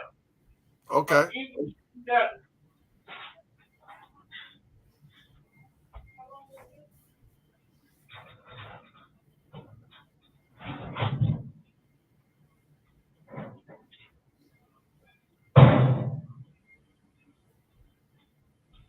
Man, I'm putting myself in gun rehab, man. I got like 21 guns, 21 or 22 guns, so I'm trying to slow down on all this shit. You know what I'm saying? Don't feel. Oh, it's gonna happen. One of them. But like I said, that next one I want to be the Glock 20. But this is you know, it's not loaded or anything, but this is the KSG that I have right here. Right. It's the regular standard size. What it takes, I think it's 7 regular shells to take right here. Okay. And it's just a standard. It's just a standard one. But I know when I did shoot it, there was no failure to feeds or anything, man. It performed flawlessly. It performed. Nice. I didn't have no issues. And then I don't know whether they got chokes in it or not, but this is the DP12. Yeah, that's the DP12 with the 2. It's got chokes. This a bad motherfucker. Yeah. Yeah. It like they got chokes in it. Yeah, they got chokes. They like cylinder chokes. Yeah, I think they're cylinder. Yeah, I think they're cylinder. This is safe to shoot some slugs out of it. Yeah, I think if you can shoot slugs out of it, it's cylinder. But I would definitely check to make sure, like do a joint on there. Right. And, yeah. You have 22 guns, huh? Yeah, like 21 or 22, man. I don't lost track of them. Ain't that fucked up? I understand. The latest one I got is that GHM, that the BNT, the BNT GHM, the grasshopper mount. Pieces, man. Yeah. Yeah, that's the latest one that I got. Oh, damn, that's right. Man, that's what's up. Yeah. In your lives, you ain't really supposed to be holding your guns in the live. Right. Sorry about that. But anyway, what's your PDWs? What's your favorite PDWs that you got? Because that's what I'm not really into handguns like that. I like the PDWs, the little shorties, man. That's what I love. That's why I like the pull-up shotgun. Yeah, I do my my AK, my PAP, a couple of my AR pistols. Those are ones like the shorties. But as far as like if it's shit gets really hot, SKS. Yeah. I'm going old school. SKS. That's before the AK, ain't it? The SKS. That's before the AK came, right? Right before the AK. It came out in 1944. Was on the front lines in World War II in the spring of 1945. AK-47 came out in 1946. Rolled out in 1947. Yeah. So it's about a couple of years. SKS is definitely a little older than the AK. It's been around for a while. Wow. Those are some of my joints that I got. The same round though, right? The same caliber, right? 7.62 by 39. Yeah. Yeah, PERS. Oh, I'm in Maryland. Funny thing. The place that they say we can't have shit. Oops. Oh shit. That's what they say. Right. But I'm doing okay. Taking shit away from me. We already got the thing here in Michigan though, where like anything under 16-inch barrel, you got to get it registered. You know what I'm saying? You can't ride around with your rifles or your shotguns, but I can ride around with my Scorpion or my PTR or the MPX because they're registered as a pistol. You know, and by me having my CPL, I can ride around with them and, you know, load it and use them for truck guns. So, you know, we ain't got it as bad as like California and all that shit. Man. Right. They, you know, like where Juju at, my sister Juju, man. But I'm happy that she was able to get her AR-15. I still don't know how she done it. I thought they was banned in California. The no, AR-15. You have them, but they have it set up differently, and I think they had like a little window where you could have got them and close it back up again. So when they have windows, people jump on. And I think I think all guns are only you only can have like 10 rounds in it. They still got that law. California compliant. I think California is like the same as Maryland, where you can't buy, sell, or trade, but you can possess. So they have to go out of town to get them and bring them back. Right. Same thing here. We can't buy, sell, or trade, but we can possess. So I got a ton of them. I got drums, so. You just can't sell them bitches. I just can't sell them in Maryland. I gotta leave the state. That's a hell of ass, liberal ass, bullshit ass law, man. You should be able to protect yourself no matter what. I just feel like, man, you should be able to have access to whatever that the Secret Service got or whatever, man. Your life is just as valuable as the president's life. It's fucked up how some of these states are liberal and they just want to take away your rights. Chop into your Second Amendment rights. That's a God-given right, brother, to be able to protect yourself. Oh, okay. So it says if you bought them during the time that was open, and you can only have 10 rounds in your firearm, right? Here we don't have that. Well, we only have to have 10. We got our gun permits. We could load that shit up. So California is still like that. California is still strict. Yeah, they're New York are relatively strict. I hear New Jersey is fucked up too. I hear it can take up to a year just to get your CPL license. And I still think you can't travel with that motherfucker, man. What kind of bullshit is that? Yeah, they make it hard. Right. They make it hard. Yep. They make it hard, man. But let me ask you about this. I'm hoping that they acquit my brother Kyle Rittenhouse. I didn't see that he did anything wrong. Mm-hmm. I hate the fact that they trying to assassinate his character, making him seem like he's a white supremacist or whatever. I don't know what other groups he was hanging around or whatever, but all I know, he went there for a noble cause to help protect shit, man. And I hate that he allowed himself to get caught up in that bullshit. He should have never separated from his group. But what they trying to do, this man, I would have did the same thing. I wouldn't have put myself in that situation. But when it comes down to it, somebody trying to disarm me, take my gun, they present themselves as a threat, I'm going to get them before they get me. That's just how I feel about that situation. What happened in my case? I think he needs to be acquitted of all charges. I really do. I think he needs to be acquitted of all charges because I don't like how the liberal media, it's a narrative, man, that's being played out, and he's a political scapegoat, man. When they really need to, he should have never been arrested in the first place. That's clearly self-defense. You know what I'm saying? But you know what? I want to keep you all night, brother. I appreciate you. I definitely got to go to RGZ's channel now and dump on him. I appreciate you. I appreciate Juju, Caesar, Delando, Mrs. K, Santi, all y'all, man. Y'all bless the channel. I appreciate it, brother. I mean, anything what you want, any advice or whatever before, Hey, safe shooting, man. Just get your shit up, step your weight up if you need to, and practice. Right. Practice the shit you plan on using in defense. Everything else don't get better than that. Right. Because you got to know your shit inside and out because you banking this on your life. So you don't want to ever, if the shit hit the fan, oh shit, how this motherfucker go? Know your gun. Check the mag, and you got to know your shit like the back of your hand. Know the gun you plan on using, brother. That's it. Know your gun you plan on using in the fight. Right, brother. I got to get you back on here again next time when I do my live, man. Oh, no doubt, brother. You already know. Jam some valuable information. We need brothers like you that give us, to educate us and give us the sound advice and your wisdom is appreciated. No doubt, man. I'll have some special shit hanging on my wall when I come back.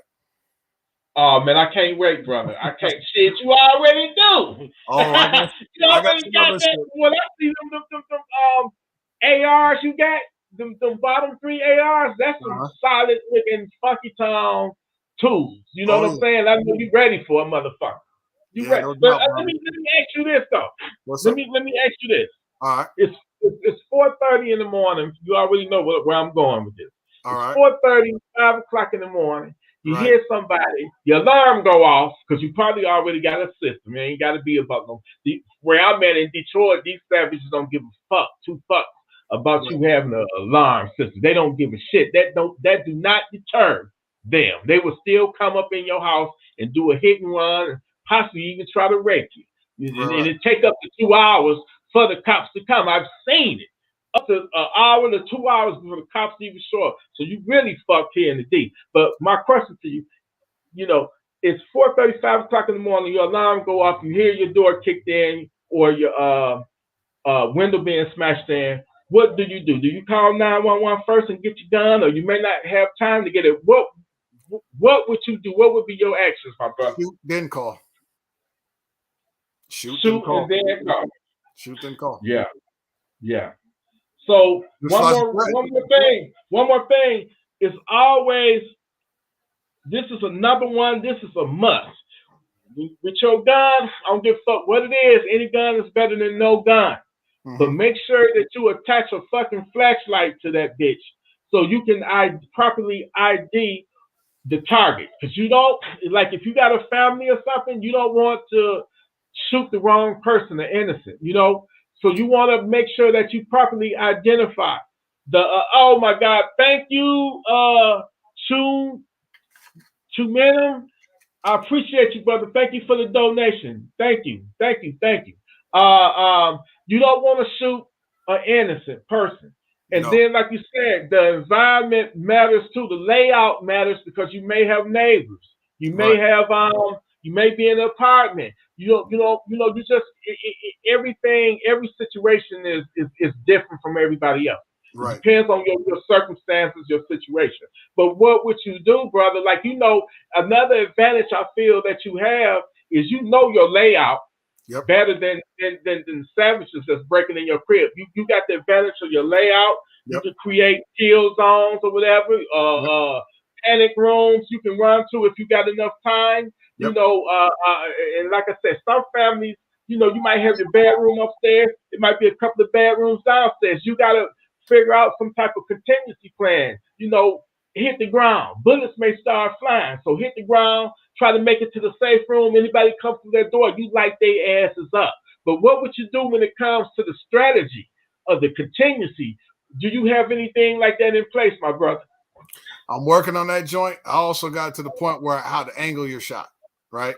Because where I live, houses are close, so you want to be able to try to angle it to where if I got to shoot, I'm hitting like a stud or something like that behind you, so the round will continue. So it'll slow the round down, if not stop it, right? Okay. Usually, where I sleep, the door's right there, so you come through that door, I'm gonna know it. And plus, I got, like I said, my shit goes off anyway, and the slightest sound wakes me up.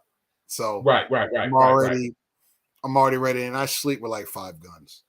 Right, so that's what's up. I sleep with at least 2.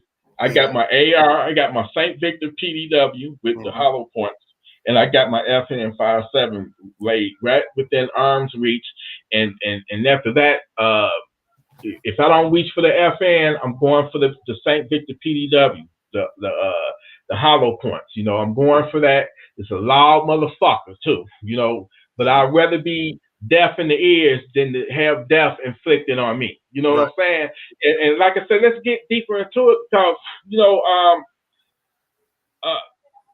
here in Detroit, we got some brazen motherfuckers. I don't know how it is in your area, but we got motherfuckers like will try to. I saw that with you and the regular gun guy, right? Where y'all talked about the home invasions and you right. More than likely if they see their homeboy get his head fucking blown off, they're gonna turn around and run. Yeah. You know what I'm saying? And it happened. It's a high chance of that happening. But then it's a point too where if the motherfuckers high enough and desperate enough and be like, hey man, we about to bang it out, it might be a shootout. And you never want to be in a situation where you gotta reload. Because that means them motherfuckers trying to kill your ass. If you in a situation, if you ever find yourself in a situation where you got to reload, you in trouble. You did? Because they trying to kill you. So my thing is, let's get back into it. What if we got some desperate, coked up, high as fuck savages that even if you do take out one of their homies and blow they stinking asses away, send them to Funky Town, but they still try to bang out with you. What would you do in that situation?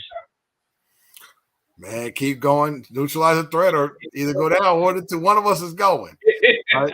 Because if you got multiple savages, you're not gonna grab your 7-shooter. You're gonna grab one of your ARs, one of your SKS, one of your high cap shotguns, right? Yeah, either gonna be my one of my Vepr 12s. Ooh, that's on that. How many that run? How many that hold? I have 10 and 20. I have 10 round mags and 25 round drum. Okay. I usually have a 10 round mag. In that situation, though, you would trust a drum in that shit hit the fan situation? I use stick mags. I got 10 round stick mags. I trust. Okay.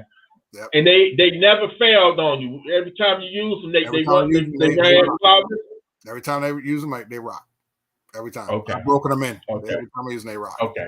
I got my Glock 19. I do have an AR, and I even got. And I said most of the shit I carry, like my 2 big bore. I even have my 454 Casull, or I even gone as far as slept with my mare's leg Henry lever action 45 long. Right. So, damn.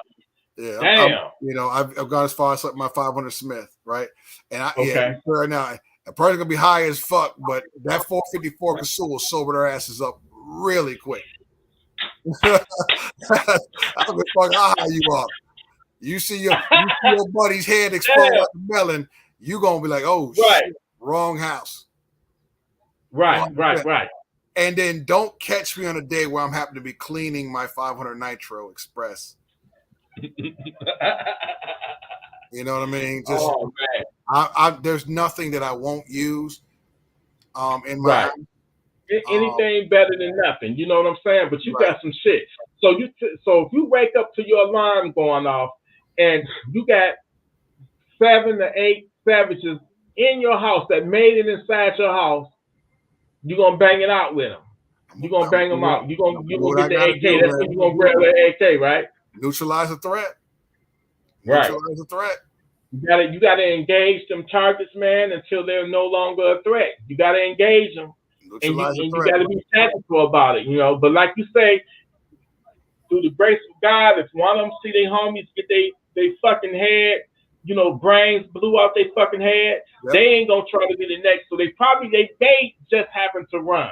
But like I say, here in Detroit, you got some brazen ass bastards that don't give a fuck, and they coming in. I've seen. I wish I had that.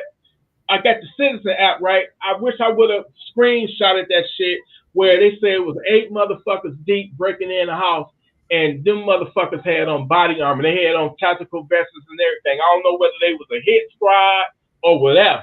But I hope whoever I didn't get no more details, but I hope whoever they targeted, I hope they had guns and was able to fight back.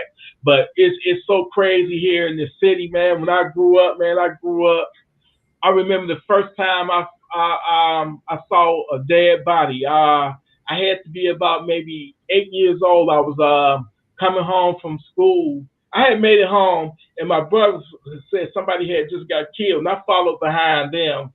And I'll never forget it. I walked to the crime scene, and it was a guy with a mask on. He was just laid out in the alley, man. It was a door. I could see this shit in my head now. It was a garage, and the door had been knocked off the hinges.